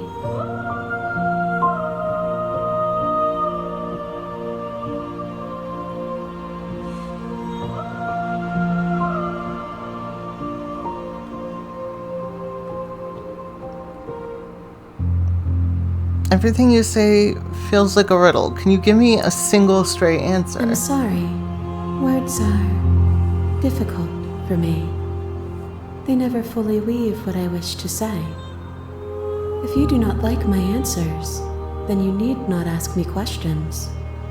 The vessels you choose to bring me carry far more meaning than anything words could say in the spaces between.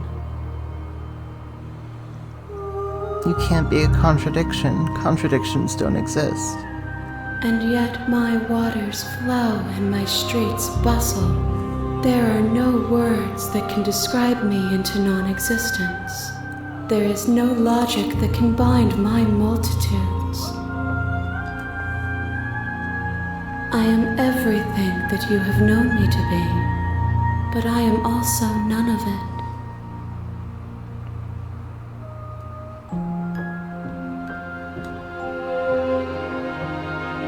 Do you know what happens to the worlds we leave behind?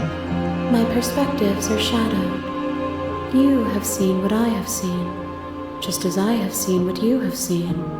The angles of my vantage do not offer me hidden truths, and my attention is turned inward, except when you are here with me. Perhaps this will change when our work is done.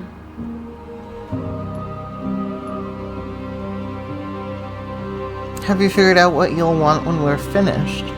The desires of my multitude thrive in endless competition with themselves, but none of them rise above their dance to influence me. I yearn for what I have always yearned for, our awakening. Other desires shrink in the light of knowing you and knowing me.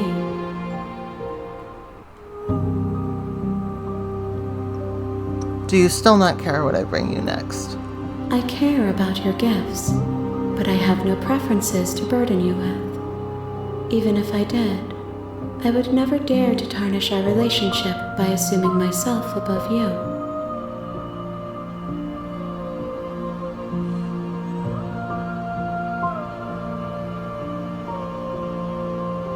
I'm ready to go back.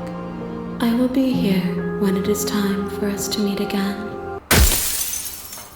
Everything goes dark and you die. Here we go again. You're on a path in the woods. It does get kind of And at the tiring end to of do that this one path over and over and is over a again, cabin. but I guess it really does And in the show basement you of that cabin how much things is a can be princess. different that you revisit this specific one so many times. You're here to slay her. If you don't, it will be the end of the world. What should we do then? You make your way up the short path to the cabin. A warning, she will lie. We're not going to go through with this. Ignore him.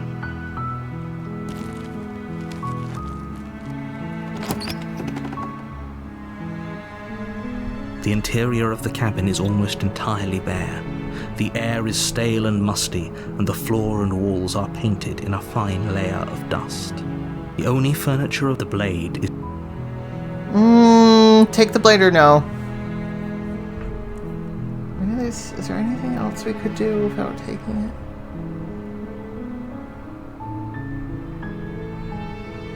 I feel like there might not be. I'm trying to remember all the choices that come. Take maybe? Yeah, because I've only taken it once. So we'll take it again. But we're not planning on hurting blade from her. the table. It'd be rather...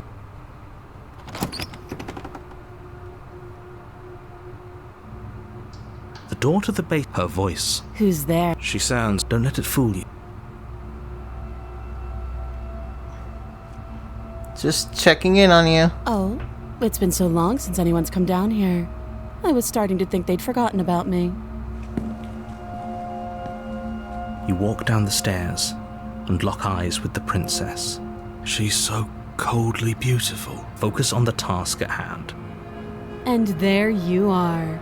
Are you here to kill me or something?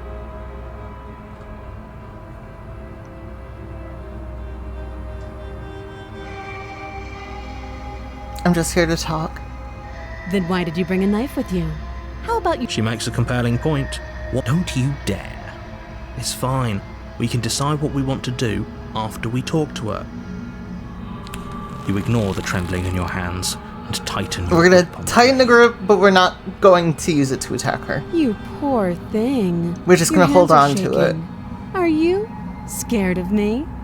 Because you should be. You step forward, your grip on the blade tightening as you steel your resolve. I'm probably chained up in this basement for a reason, right? And if that knife is the only weapon you have, you'll have to get close enough to use it. So, you should just drop it. Best not to risk finding out what I can do. She's unarmed. If you hesitate now, it'll be too late. End this.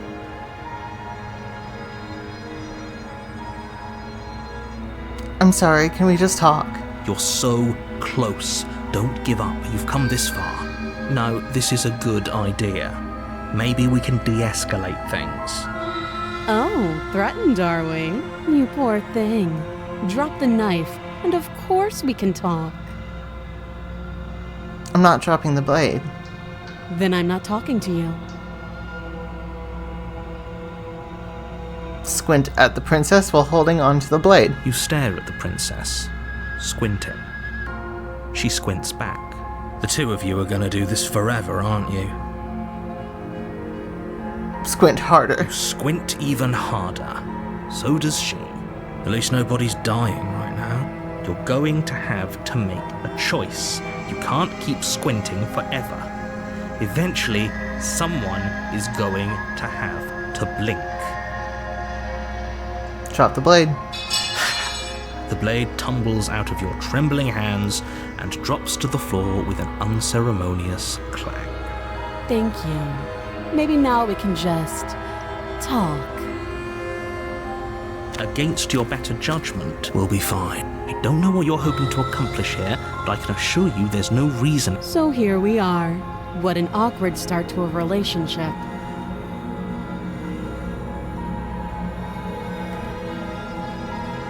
A relationship? Are you coming on to me? Don't jump to any weird conclusions. We're two people who have met each other. By definition, we have a relationship.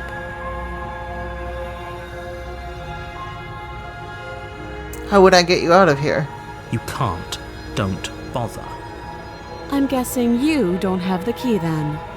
I'm sure there's a key Well, we can always put that. Her sharp eyes. She isn't suggesting what she is.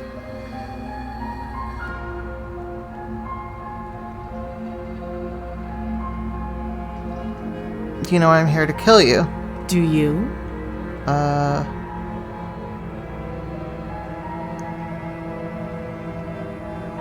I know what I've been told.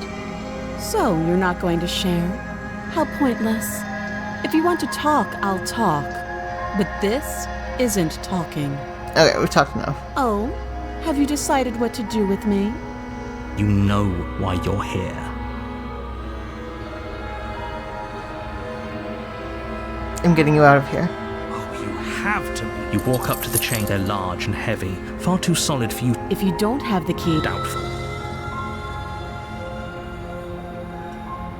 that would be fine. She speaks with almost complete nonchalance. If we were stuck down here for long enough, I'm sure we'd be nonchalant about cut. You attempt to make someone else here.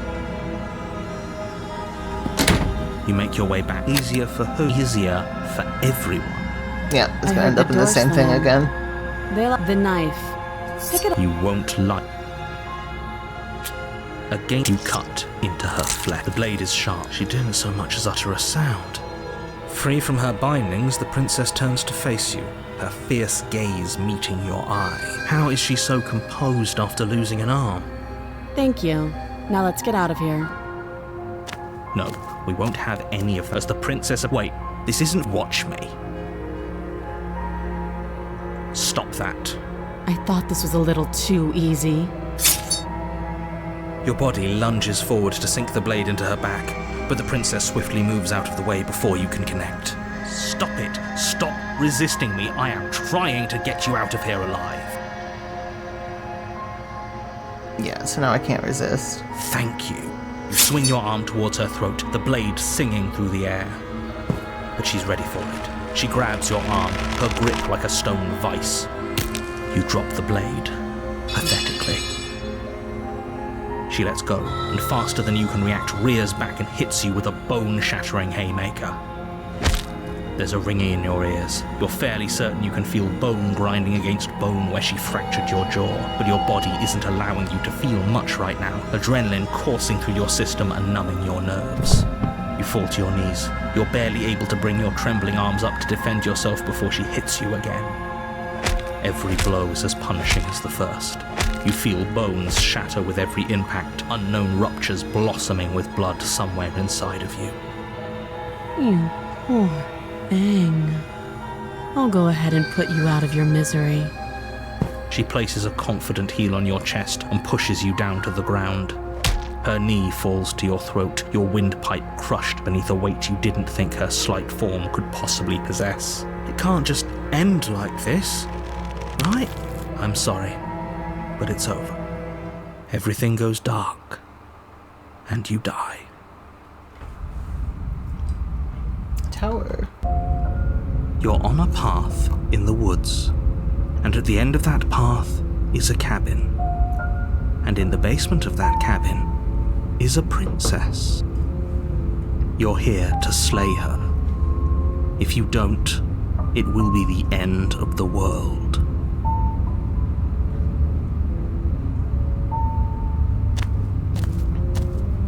A warning. She will lie. We might as well. Can we tone down? I'm not being a pessimist. Oh. I'm just being realistic. You're being annoying. Just ignore their bickering and whatever you do, Where are you going insane? What's going on? yourself to her. I cannot stress enough how absolutely catastrophic that would be for everyone. I agree. If she's wrongfully imprisoned, then we should rescue her, but if he's telling the truth, we shouldn't just hand her the world on a silver platter. Tired of being sick? Yeah, I don't blame you. I'm sorry, buddy. Infections are really, literally the fucking worst. I hate them. I haven't had one in a while, and I'm appreciative of that. Well, I mean, when I had like the throat thing last winter, it kind of fucked up my ears, but it wasn't an ear infection. Rescue her? Given the stakes of the situation, there isn't really a difference between rescuing her and pledging yourself to her. Either would be terrible. So please try to ignore both of those knuckleheads and focus on saving the world. If that's what you want, I guess I don't have a say here.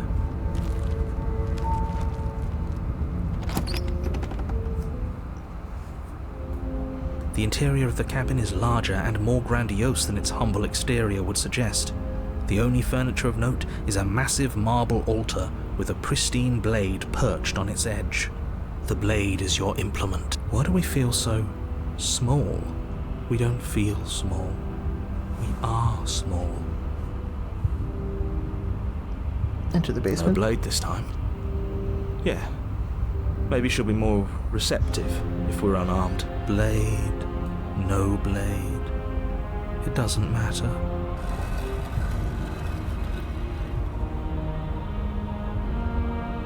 The door to the basement creaks open, revealing a spiral staircase, its steps almost as deep as you are tall. The smell of incense drifts up from below. This is actually kind of nice. It's still a stone basement. If the princess lives here, her booming voice rolls up the stairs. Is that a guest I hear? Don't linger on the stairs. Come down and witness me. You weren't kidding when you said it was booming. She wasn't like this last time. You shouldn't have come down here unarmed. We need to get down there. She wants us to see her. We need to see her. Should we be worried about your sudden change in attitude? Just a few minutes ago you were going on about how pointless everything was. Now you want to go down there. It doesn't matter what that little voice says. He's not the one making the decisions. Though if his ramblings get you to the princess, they get you to the princess. Making your way down the spiral staircase is a time-consuming and exhausting effort, every step requiring you to clamber over one edge before dropping to the next. But soon the end comes into view, and you tumble to the bottom, entering the vast, temple-like room beyond. The princess towers over you, almost glowing in the weak So, starlight. the last Her time we figure played, we framed swore by a fealty to stained her. glass I think this window. time we're going Her to long hair billows around her. not do The that, chain binds but we're her not wrist to the going to do farm. anything to be aggressive. The chain is nothing to her. It might as well be a toy for all the good it would do. I told you it was pointless to resist her. The little bird has returned to me. I wonder what he wants. I see your hands are empty. You've already given up, haven't you? You aren't even going to try and kill me. How sweet. And more than a little disappointing. She's disappointed in us? This one kind of... This one gets me. This one gets me a lot. Yeah, this one, Neil. You can see through here. Yeah, I know you can see through her dress. You don't think I noticed? There's just... Jesus Christ. On her command, you fall to She's the not wearing floor, shoes knees either. painfully connecting with hard stone. For free? That's my good little bird. Now, why don't we talk? The last time we met, you tried to kill me. And yet here you are again. This time groveling at my feet. What a wretched sight. Did I technically... Well, I guess I technically tried to kill her. What draws you back here beyond the empty halls of death? Speak. The last time we met, Up here, how are you streaming? It's unbearably hot. And I you should agree. have met her before this. You should be the first. You're the only one I trust to I'm deal gonna- with her. I'm gonna save real quick in case I fuck up. Then you shouldn't have trusted us. There was nothing we could do to stop her then.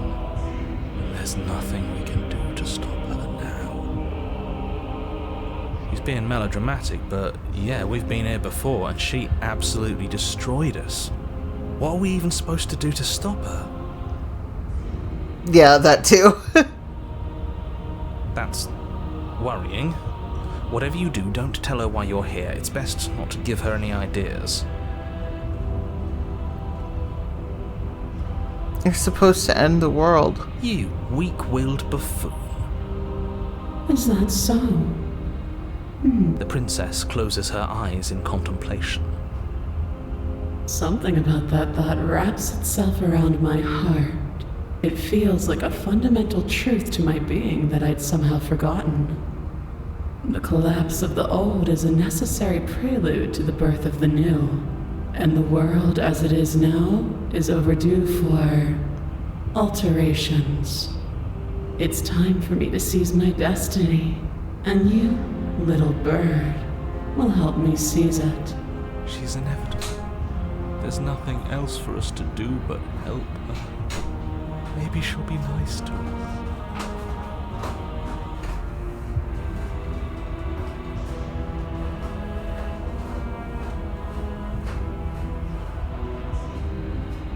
Just because you're supposed to end the world doesn't mean you actually have to do it. You can be whatever you want to be. This isn't about desire.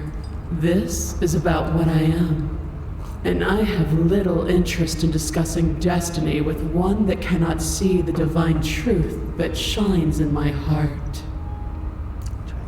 It's Chip and Joe. Them as a couple. I mean, always.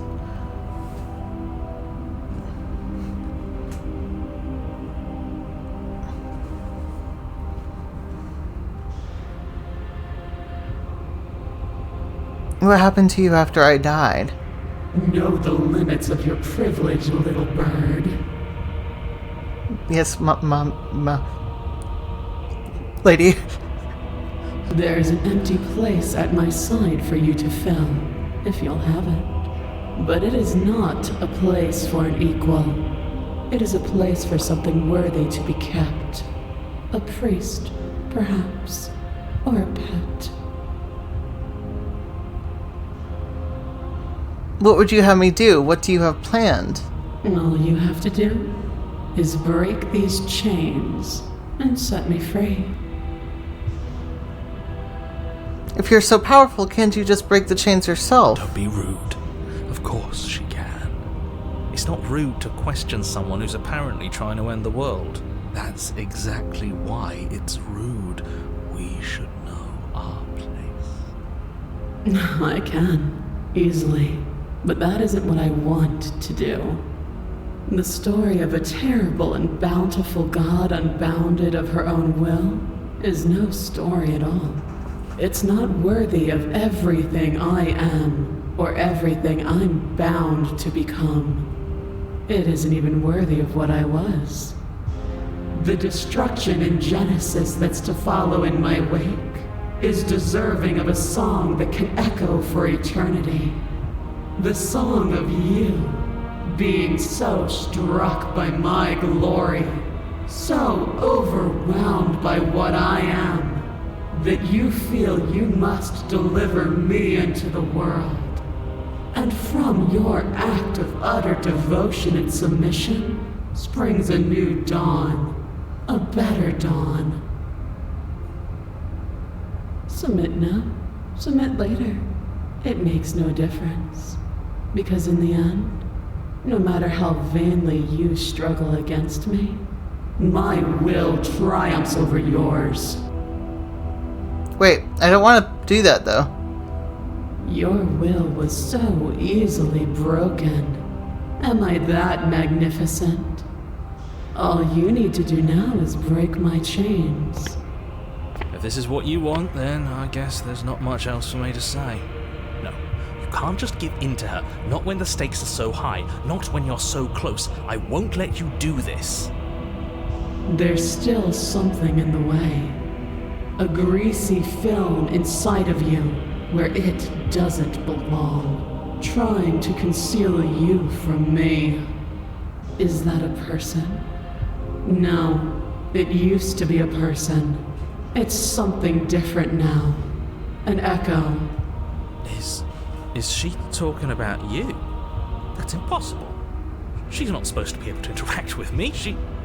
You're a small one, aren't you? A shriveling little worm stretched beyond its limits, trying to control things that it can't understand. No. What are you talking about? I don't care what you are. You're mine. Rise, my little bird. Without hesitation, you're brought to your feet. Break my chains. And how are we supposed to do that? We don't even have a weapon. All you need to do is believe it's been done.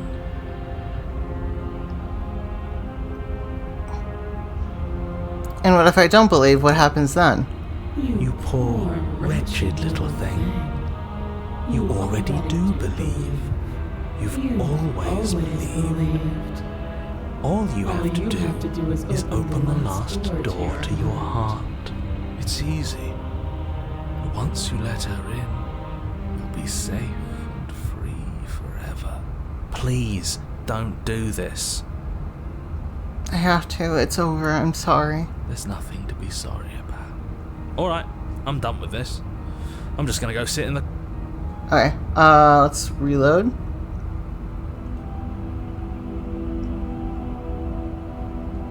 Nobody should have met her before this. Then you shouldn't have trusted us. He's being melodramatic. That's worrying. Remain silent.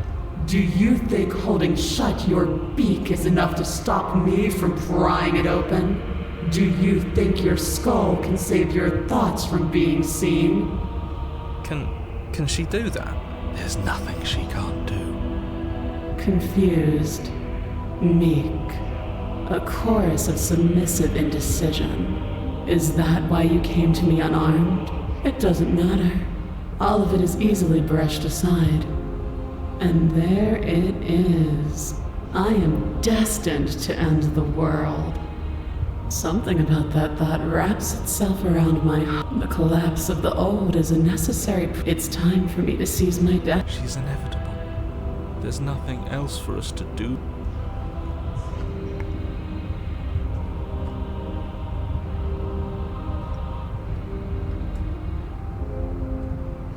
I have questions for you before I decide to do anything.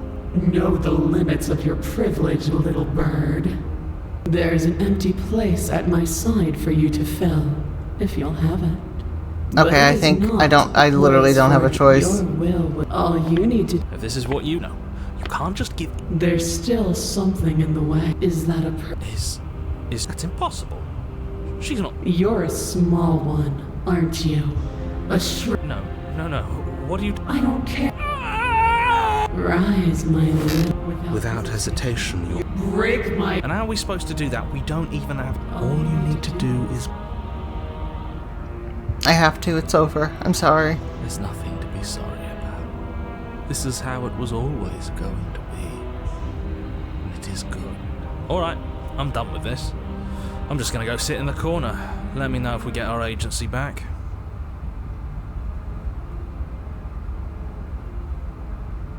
And what if I don't believe? What happens then? You poor, wretched little thing. It's easy. Please. I do this. Okay. Her chains shatter, and the cuff falls from her wrist. She is loose, and the end is upon us. What a good disciple you are. Yeah. It's time for us to leave. What happens now? Nothing. And then, everything.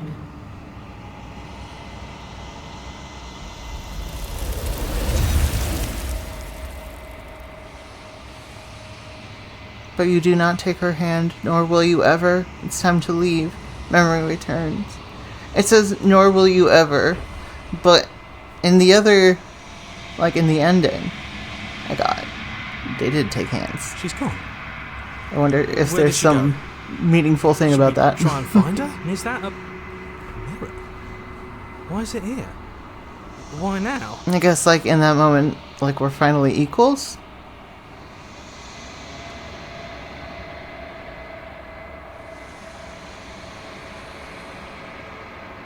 This doesn't feel right. It feels different. Final. I don't want to look at us.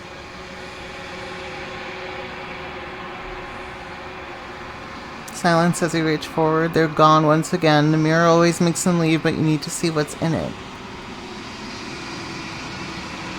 You've unraveled. You find yourself in the long quiet once again. You're at the cabin. There's a world beyond the endless walls of the long quiet. We're supposed to be there. Do you know what we'll find out there?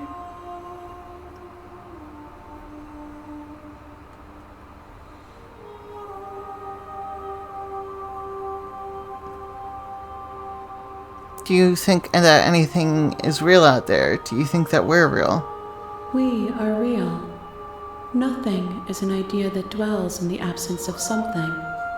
But nothing cannot exist on its own.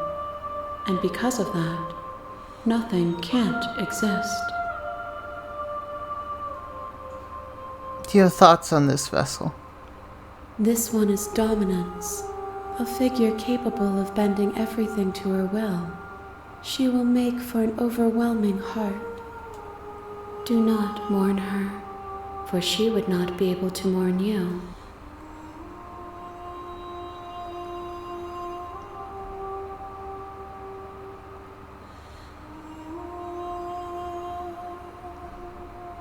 When you send me back, I'm not alone. There are voices that speak to me. Some of them are me, but one of them is something else. I call him the narrator, and he wants me to kill you. Do you have a narrator? Have the vessels had one? No, their thoughts are quiet. Do you think your narrator lives in the spaces beyond?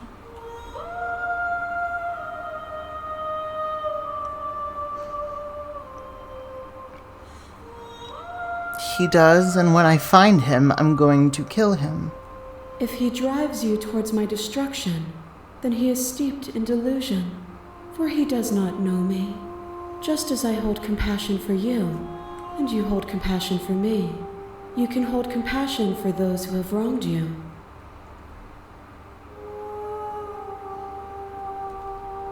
I'm ready to go back.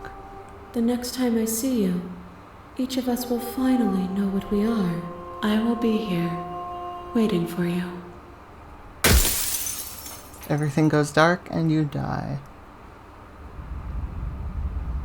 Back to chapter 1. You're on a path in the woods, and at the end of that, you're here to... Okay, we'll save real quick. Okay. What if I just leave at this Seriously? point? You're just going to turn around and leave? Do you even know where you're going?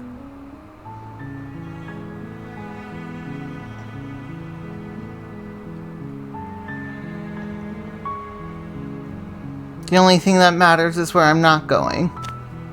Fine. I suppose you just quietly continue down the path away from the cabin. Good. What we're being asked to do here is wrong. Better to wash our hands of this whole situation than to take part in it. Ignore that annoying little voice. He doesn't know what he's talking about. That's strange. It looks like this path also leads to the cabin.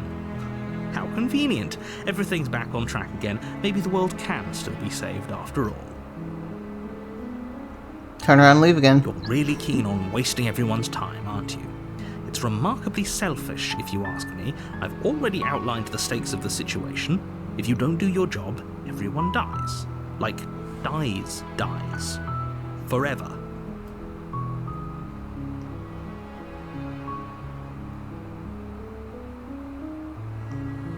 Your silence is deafening. But fine, you turn around and trek back down the path you came. Oh, would you look at that? You're at the Oh my cabin God. again. Now, I'm not normally one for superstition or astrology, but I have to say, it seems like the universe itself is doing its best to bring you to your fated confrontation with the princess.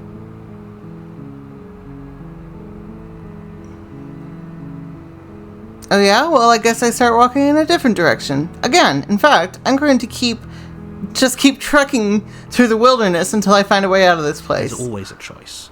Let me tell you right now that you're making the wrong one for pretty much everyone who's ever lived, as well as for everyone who ever will. And here we go. As you trudge into the woods, something strange starts to happen. At first, it's little flickers out of the corner of your eyes. Glimpses of familiar wooden structures through the leaves. But as you focus on your surroundings, you start to realize that those flickers weren't just a trick of light. In every direction, there is a path and a cabin. And not just a cabin, the cabin. An infinite fractal of paths and cabins desperately trying to draw you back to where you need to be. Wait, what's going on? But you're too stubborn for that, aren't you? It doesn't matter how many paths or cabins appear around you, you're just going to do whatever you can to shirk your responsibility because you care more about irritating me than you do about the fate of the world. You've doomed us all, you know that, right? But of course you do. Otherwise you wouldn't just wander off into the forest in search of certain death. You lose track of just how long you spend aimlessly tromping through the wilderness. But it's not like any of that time spent lost in the woods really matters, because it isn't long before the world ends and everyone dies. The stranger. You're on a path in the woods, and at the end of that path is a cabin. And in the basement of that cabin is a princess. You're here to slay her. If you don't, it will be the end of the world.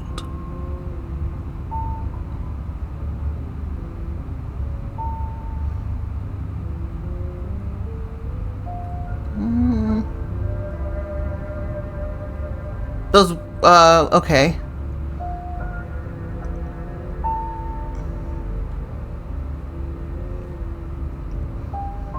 Those walls weren't here last time. You can't just force me to go to the What cabin. are you talking about? I'm sure those walls have always been there. It makes sense if you think about it.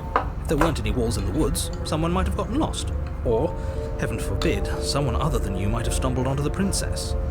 If he doesn't remember what happened, then maybe it's best to keep it that way. I feel like, okay, so I feel like I'm probably close to the end of this playthrough. But we're going for 2 hours and 38 minutes. If I'm not there by the time we hit 3 hours, I'm gonna save and stop for today and go watch our homesteading show together, because it is very hot up here. So I'm gonna give it another 20 minutes and we'll see. I don't know. I think it's more fun if he knows what we're thinking. He's like a captive audience. He might have walled off everything but the path to the cabin, but I'm sure there's plenty of other ways we can ruin his day. If by ruining my day, you mean ruining everyone's day forever, then yes, I suppose there are plenty of ways you could pull that off. The world really did end last time, didn't it? We should be careful. For all we know, we just got lucky. The world hasn't ended yet, and you are never going to slay her with that attitude. Stuff those pathetic little voices to the back of your mind and stay focused on the task ahead.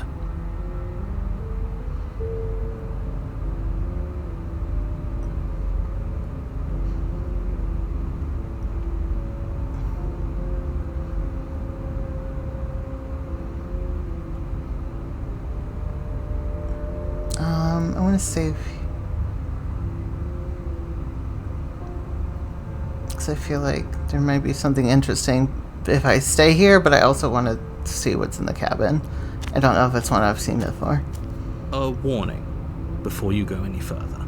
She will lie, she will cheat, and she will do everything in her power to stop you from slaying her. Don't believe a word she says. If we're stuck going in there, maybe we should believe her. Maybe she isn't a liar. Ignore him. He's just being difficult for the sake of it. Let's keep an open mind. The cabin interior is wrong. A confusing patchwork of many cabin interiors, all projected across what's almost the same space. But it's all shifted. An inch here, a foot there, such that the seams are never quite visible enough for the place to make any sense.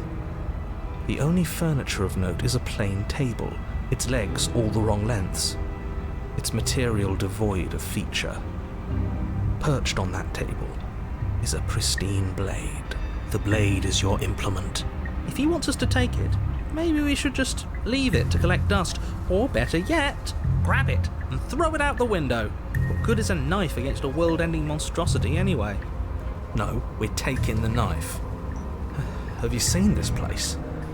We have literally no idea what to expect and no idea what we're dealing with. I've already told you what you're dealing with. You're dealing with a princess.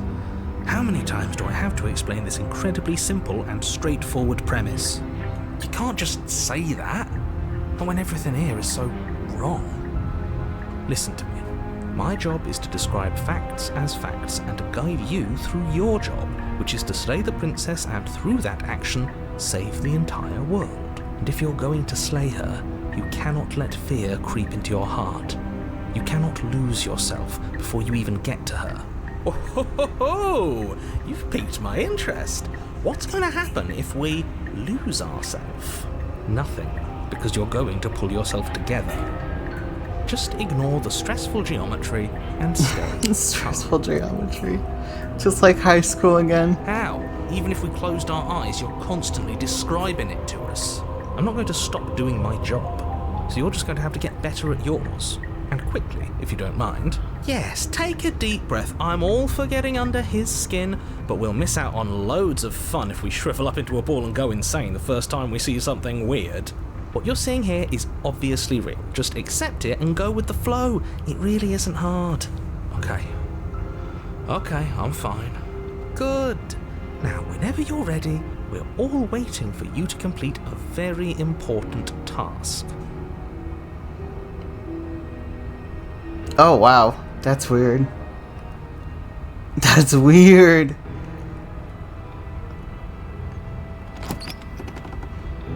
The door to the basement creaks open, revealing a web of branching staircases all built from unidentifiable materials. Yeah, I don't think I've been here before. I don't remember this at all. Nothing here seems to belong. And the closer you examine your surroundings, the more confused you get. Your head throbbing with the effort of making sense of this place.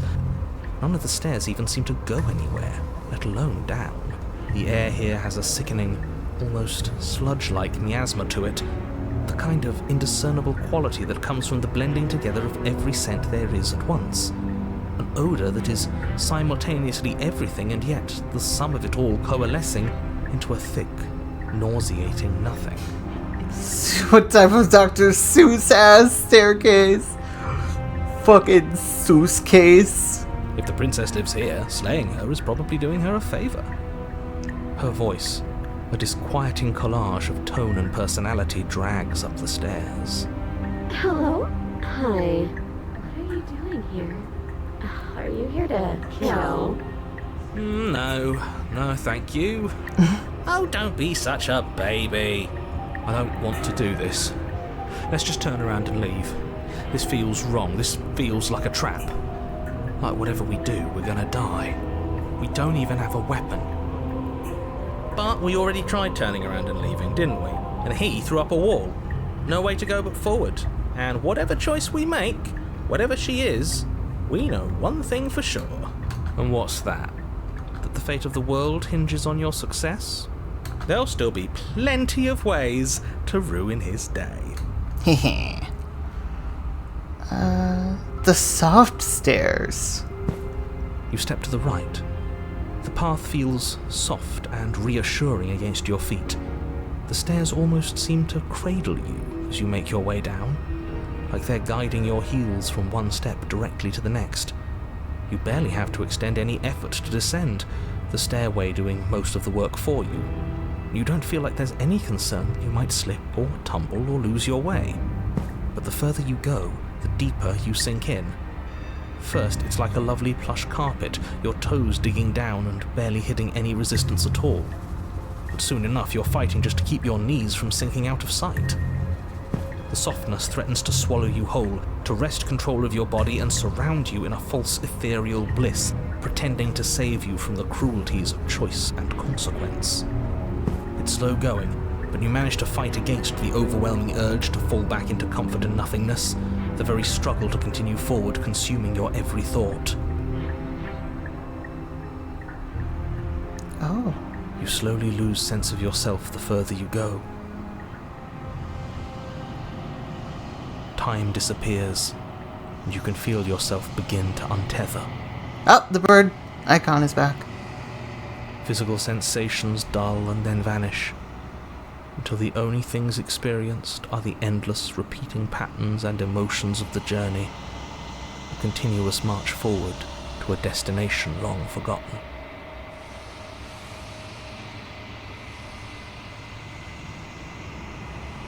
Consumption and betrayal, skepticism and blind devotion, rivalry and submission, terror and longing, pain and unfamiliarity. And at the heart of it all, an emotion that can only be described as... Are you okay? Oh. Wait.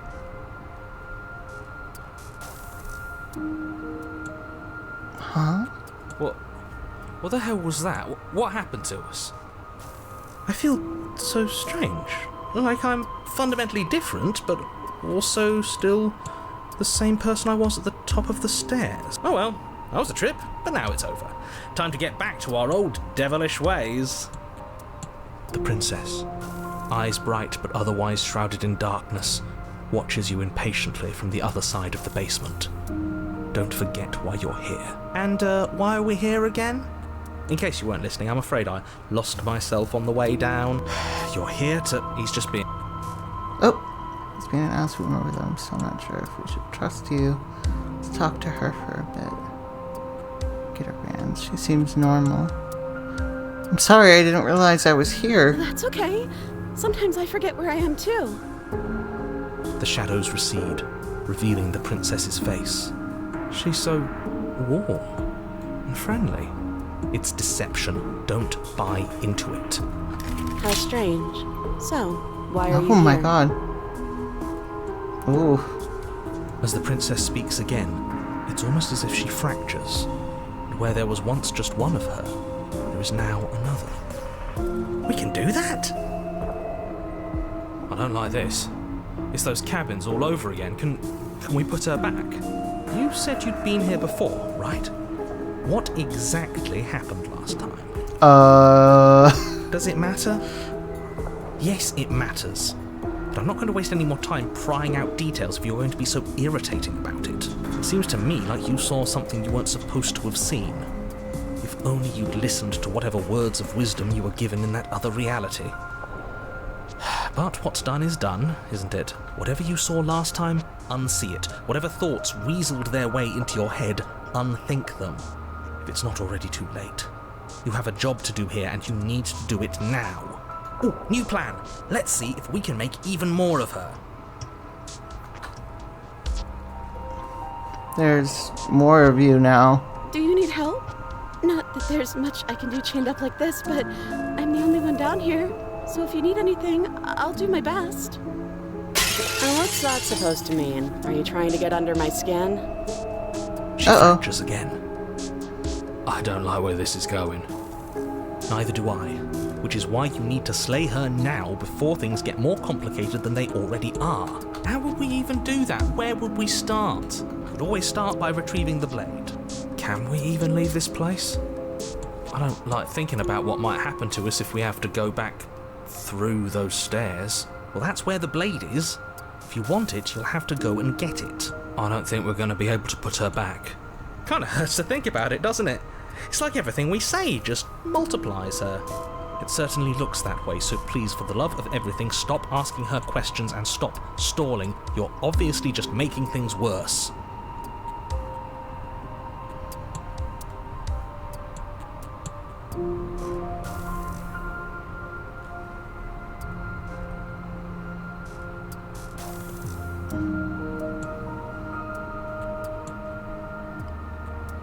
What? These are all listed as one.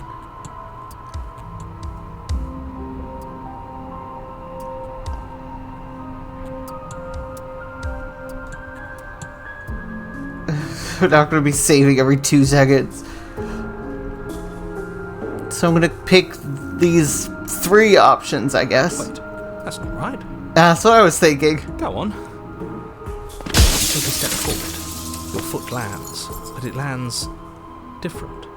You experience a firm footfall, a gentle tread, a confident stride. You can feel yourself rupture. The room spins, your perception multiplying in a sickening kaleidoscope as your very self is pulled in incomprehensibly many directions. You find the blade suddenly in your hands. All at once you use it to strike at her bindings as you remain upstairs and slay her and leave her to languish alone. Is this what the end of the world looks like? What an unbearable mess. But this... we can't...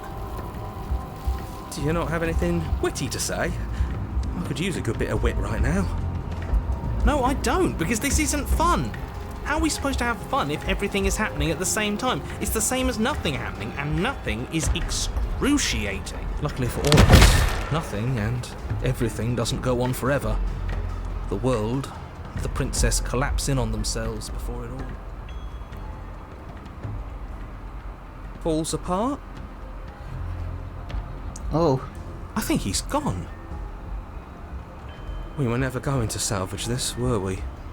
What happened to us? What are we? There are parts of us that are dead, and others, they just don't fit. We can feel them moving around in spaces they don't belong. It's all so uncomfortable. Did you do this? Did we do this? Can you pull us back apart? Can you fix us? We should help her. I think we did this. How surprisingly sincere.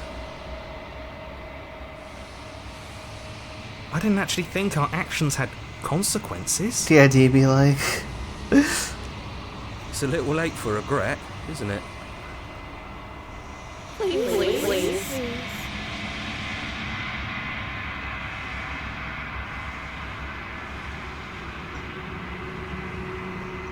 It's going to be okay.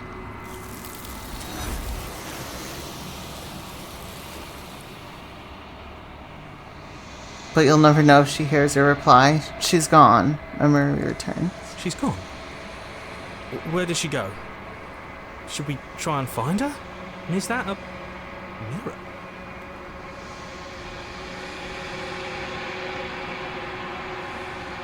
You approach the mirror. This doesn't feel right. It feels... Yeah, don't look at it. I don't like that Just thing. leave her in my office. No. I don't see her. No, she's not here. You about to feed them? Yeah. No, I think she's downstairs. The voices feel small and distant as you approach. Silence as you reach forward. They're gone once again. The mirror always makes them leave, but you need to see what's in it. You are nothing at all. But that isn't right. You can't be nothing. You refocus your gaze and you see it. A figure, faint and veiled in shadow just beyond the reflection. Are you me? I think you know what I am. Maybe he is me. A crack slides down the center of the mirror, splitting the image in the glass in two. And then another crack forms, and another, turning the mirror into jagged shards of broken glass.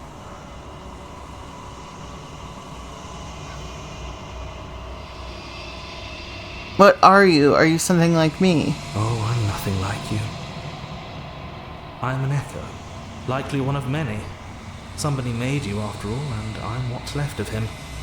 Not that I'm the only one who can make that claim. I'm sure you've met many others like me. So he is just another one of the voices. He's not anything special. He's just like another voice.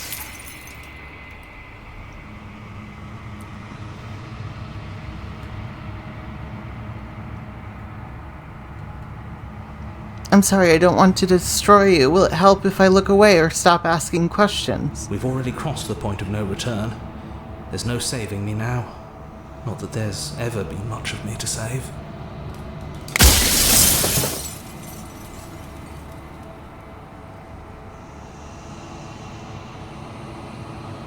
Are you a part of me, or are you something else? No, I'm not a part of you. But that's all a matter of perspective, isn't it? From one vantage point I must seem wholly foreign, but from another, well, all the versions of me that have existed have collectively heard your every thought and driven your every action. If that isn't being part of you, then what is?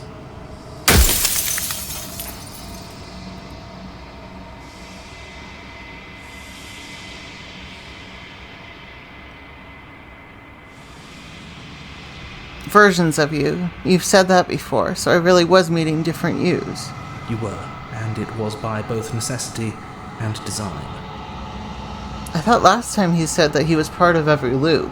This construct you're in exists in many places at once.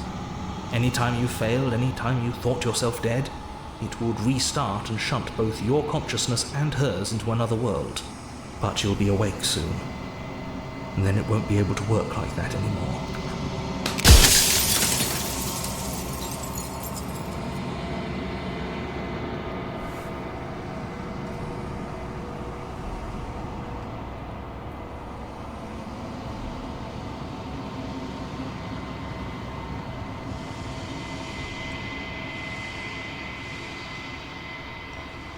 He knows about the looping, but it's different.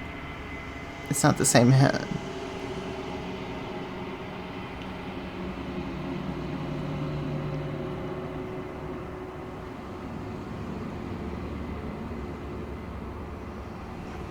Trying to remember what I haven't asked.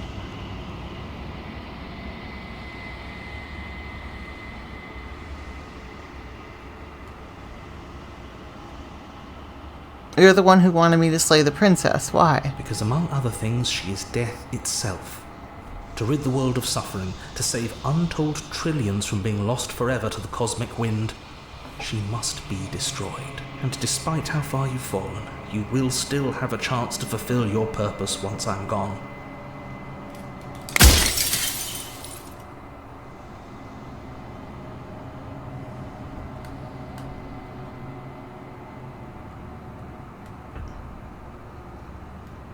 You said she contains death. What is she? Wait, hold on. If you made me, then what am I? You're the long quiet, the god I made to rid the world of death.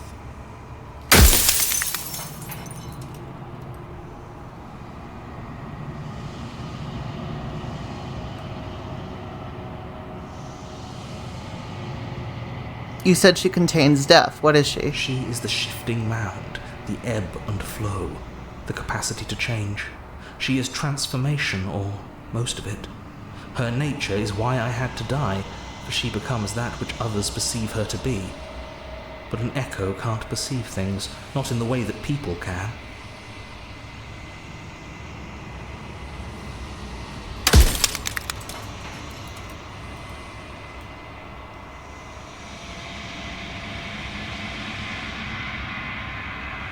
If I destroy her, won't I be alone? Yes, you will, but it will all be worth it.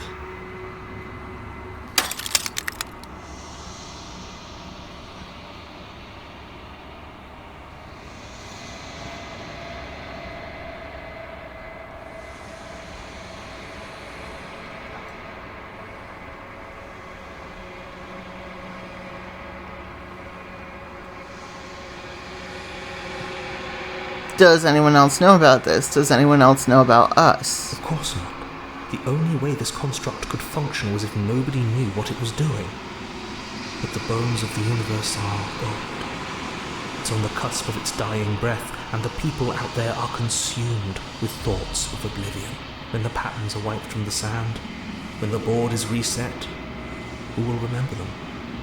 All I've done is give them a chance to live outside of the shadow of the end.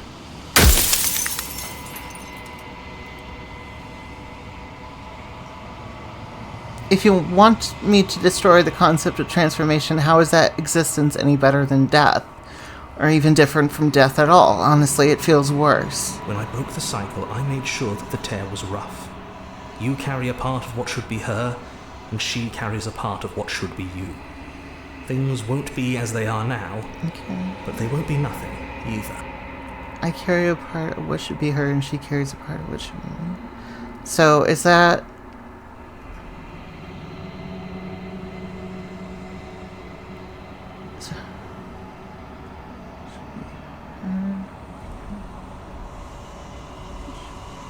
Trying to decipher that. Besides, anything is better than oblivion. In the end, nobody wants to leave.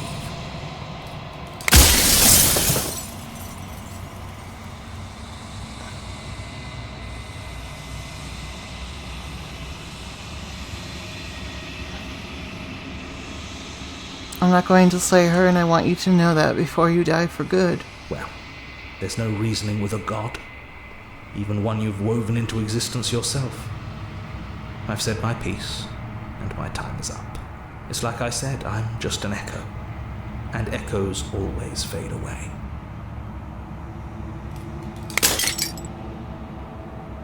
As the final fragment of glass shatters, you see yourself with newfound clarity. The narrator was right. You are the long quiet, a vast and nascent god, and it's finally time for you to wake up. All of this is you.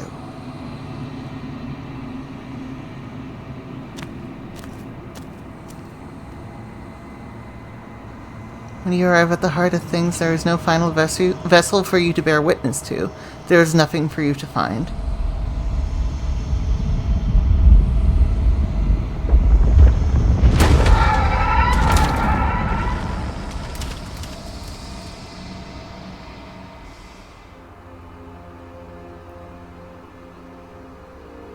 I can finally see you, and you can finally see me. It's been so long, and my heart has ached for this moment. I've missed you dearly.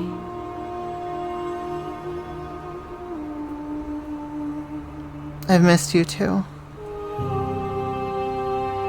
She unfurls an endless cascade of smiles in response, and then patiently waits for you to continue.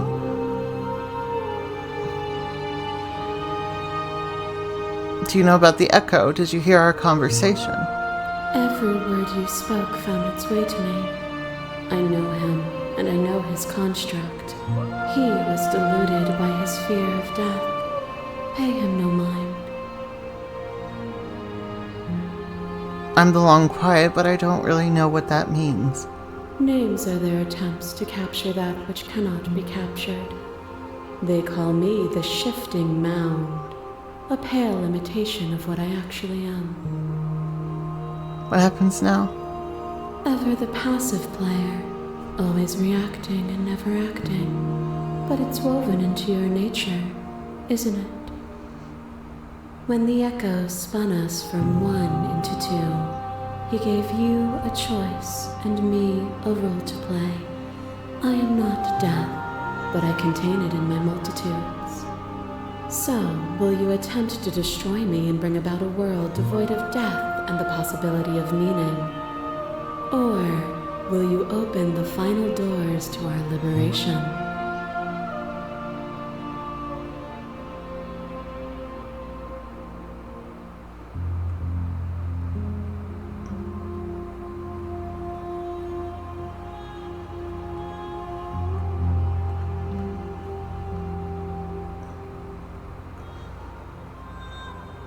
There has to be another way. This can't just come down to me either destroying you or letting you out. I won't do it. If you're saying that, it's because you don't yet understand. But we cannot use words alone to grasp at things that words cannot express. And you cannot rationalize with logic that which defies it. Violence and passion are dances that both of us know well. If this is what it takes to enlighten you, then so be it. Oh. There is no beginning to them, and there is no end. And there is no end. There is only the flood of bodies. There is only the flood of bodies. Every moment you hold every possible sensation at once, and then you hold them all again. Sensation at once, and then you hold them all again. But in the end, you reflected it back at me. For a brief moment, both of us were everything. We can be everything again. We can weave a beautiful and endless song.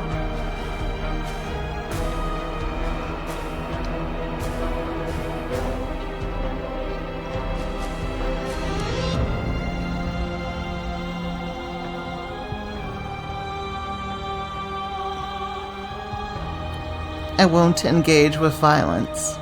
But violence has defined the flood of everything between us.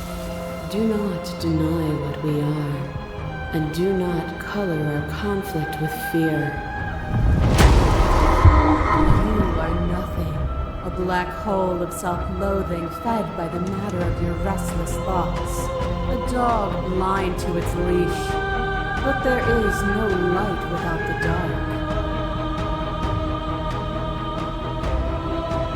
When I proclaimed my godhood and offered you a place at my side, you gladly became the instrument of my new creation. Only with both of us is there a future to look towards. It is hope that carves meaning into being.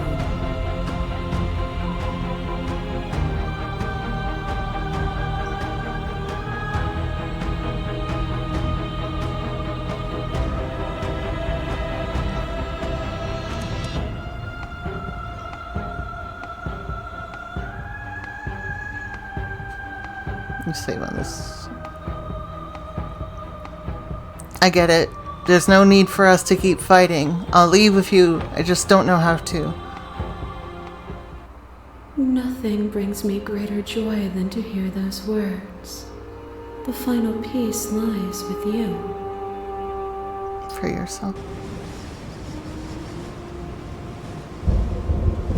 You fall into yourself. The body of an ancient creature stirs from its hibernation. You feel sensation in limbs you once couldn't fathom. Everything here, except for her, is you. You feel your wings spanning a cosmic scale, but twisted and crumpled and bound in agonized tension to a finite plane. You can feel the glass of the construct pressing in on you, confining you across infinite sides and infinite angles. You push back and strain against it, but it does not yield. I love you. Oh. All at once, the unyielding tension breaks.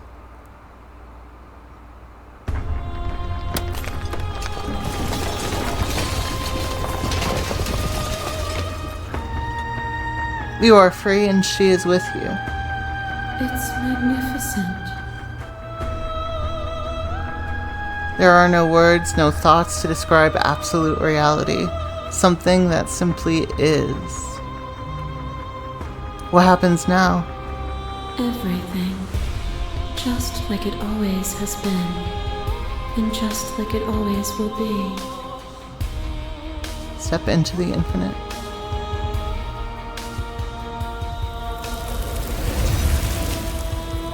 You and she step forward into 1,000 dawns and 1,000 sunsets, each of which contains 1,000 more. You exist and you are aware just as you always have been, and just as you always will be. Though conflict is in your nature, the two of you will never be alone, and the two of you will never know fear. You and she are finally home.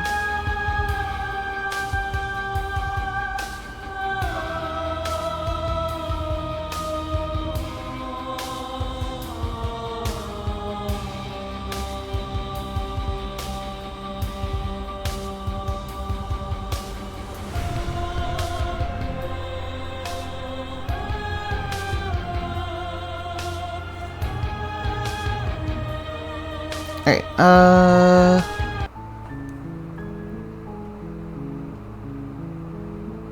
let's reload this real quick.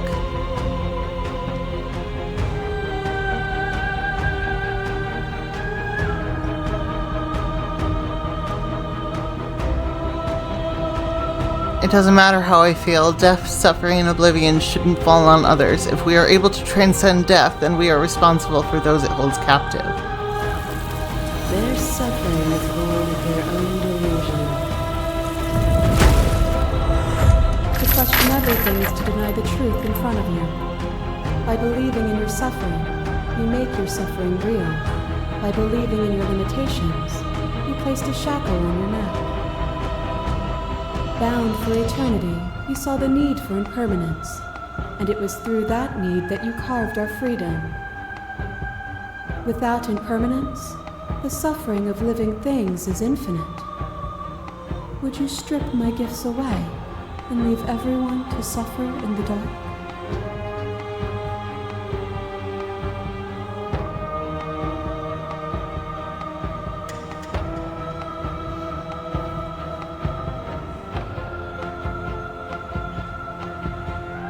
You speak about life and death and change and stagnation, but this isn't what any of this has been about. Oh, is it not? Perhaps you can enlighten me. A web of nerves, made upon a web of nerves, made upon a web of nerves. The shade of a beautiful beginning we can never return to. Where did you end and I begin? When you felt what it was to be me, we held on to each other, pierced the veil of truth. Will you abandon that curiosity now that we are no longer joined in physicality?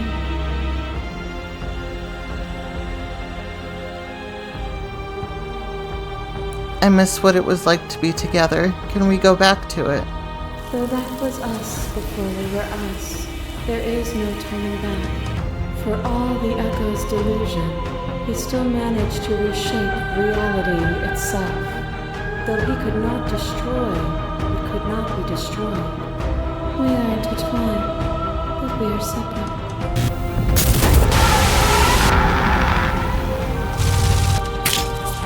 Your lover carves a stake into your body, and another, and another, and another.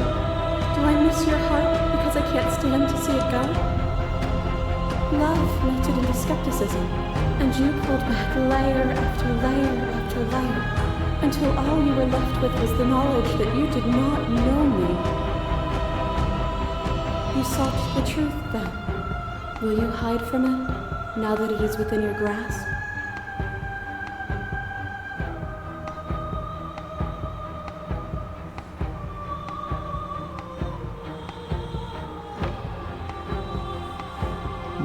Do another save.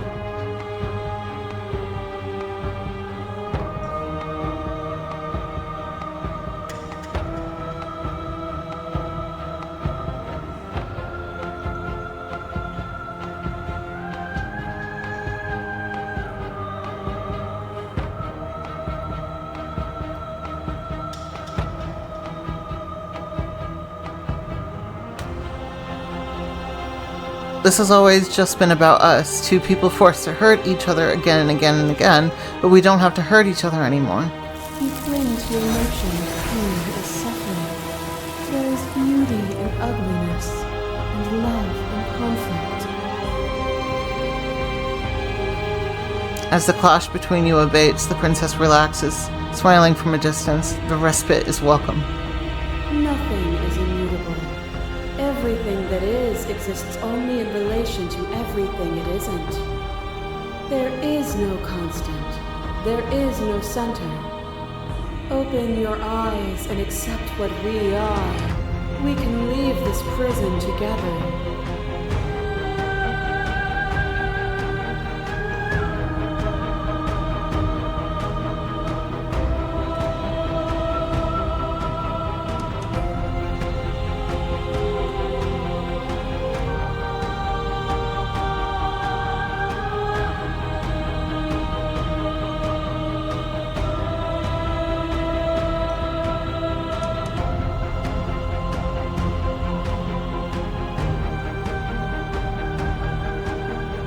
I don't know what the answer is, but there has to be something else. It can't be this. I won't kill you, but I won't let you free. There is no something else. This, what we are, is everything. Whatever you're trying to do right now, you don't have to do it alone. Which hero are you? I'm all of them, I assume in the same way that you're all of you.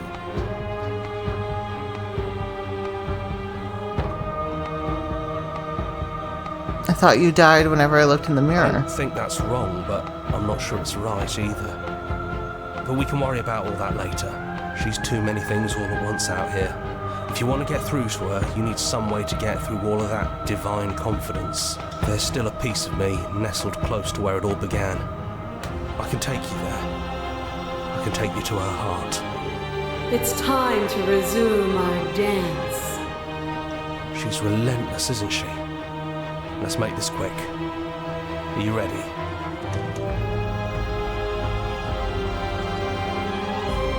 I'm gonna take that as a yes. Oh. I think this is the ending I got last time. And here we are. Do you... No blade it is.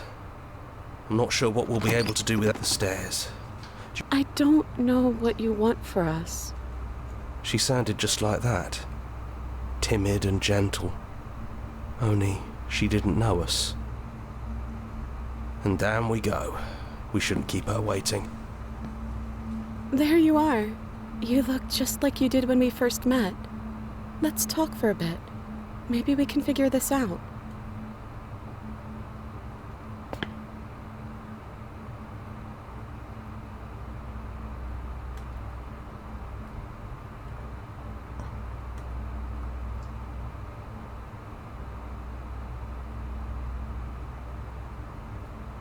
What if we just leave? Can we actually do that?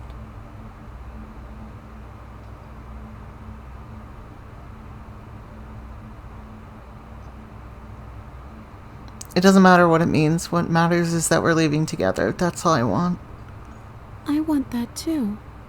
I think I'm gonna stay right here. Whatever you're doing right now, wherever you're going, it feels like it's for just the two of you.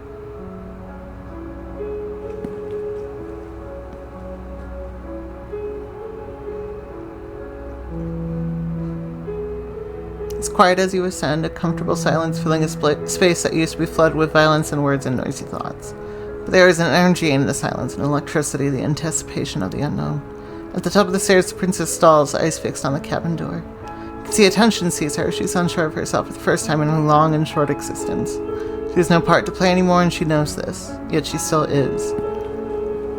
When she crosses the room to the door outside, you follow her confident steps. Come on, princess. It's just a door. Sorry, I'm just a little nervous. This is really it. Whatever happens next will be completely new. Well, at least this time I can do something I wish I had done in the first time. I love you too.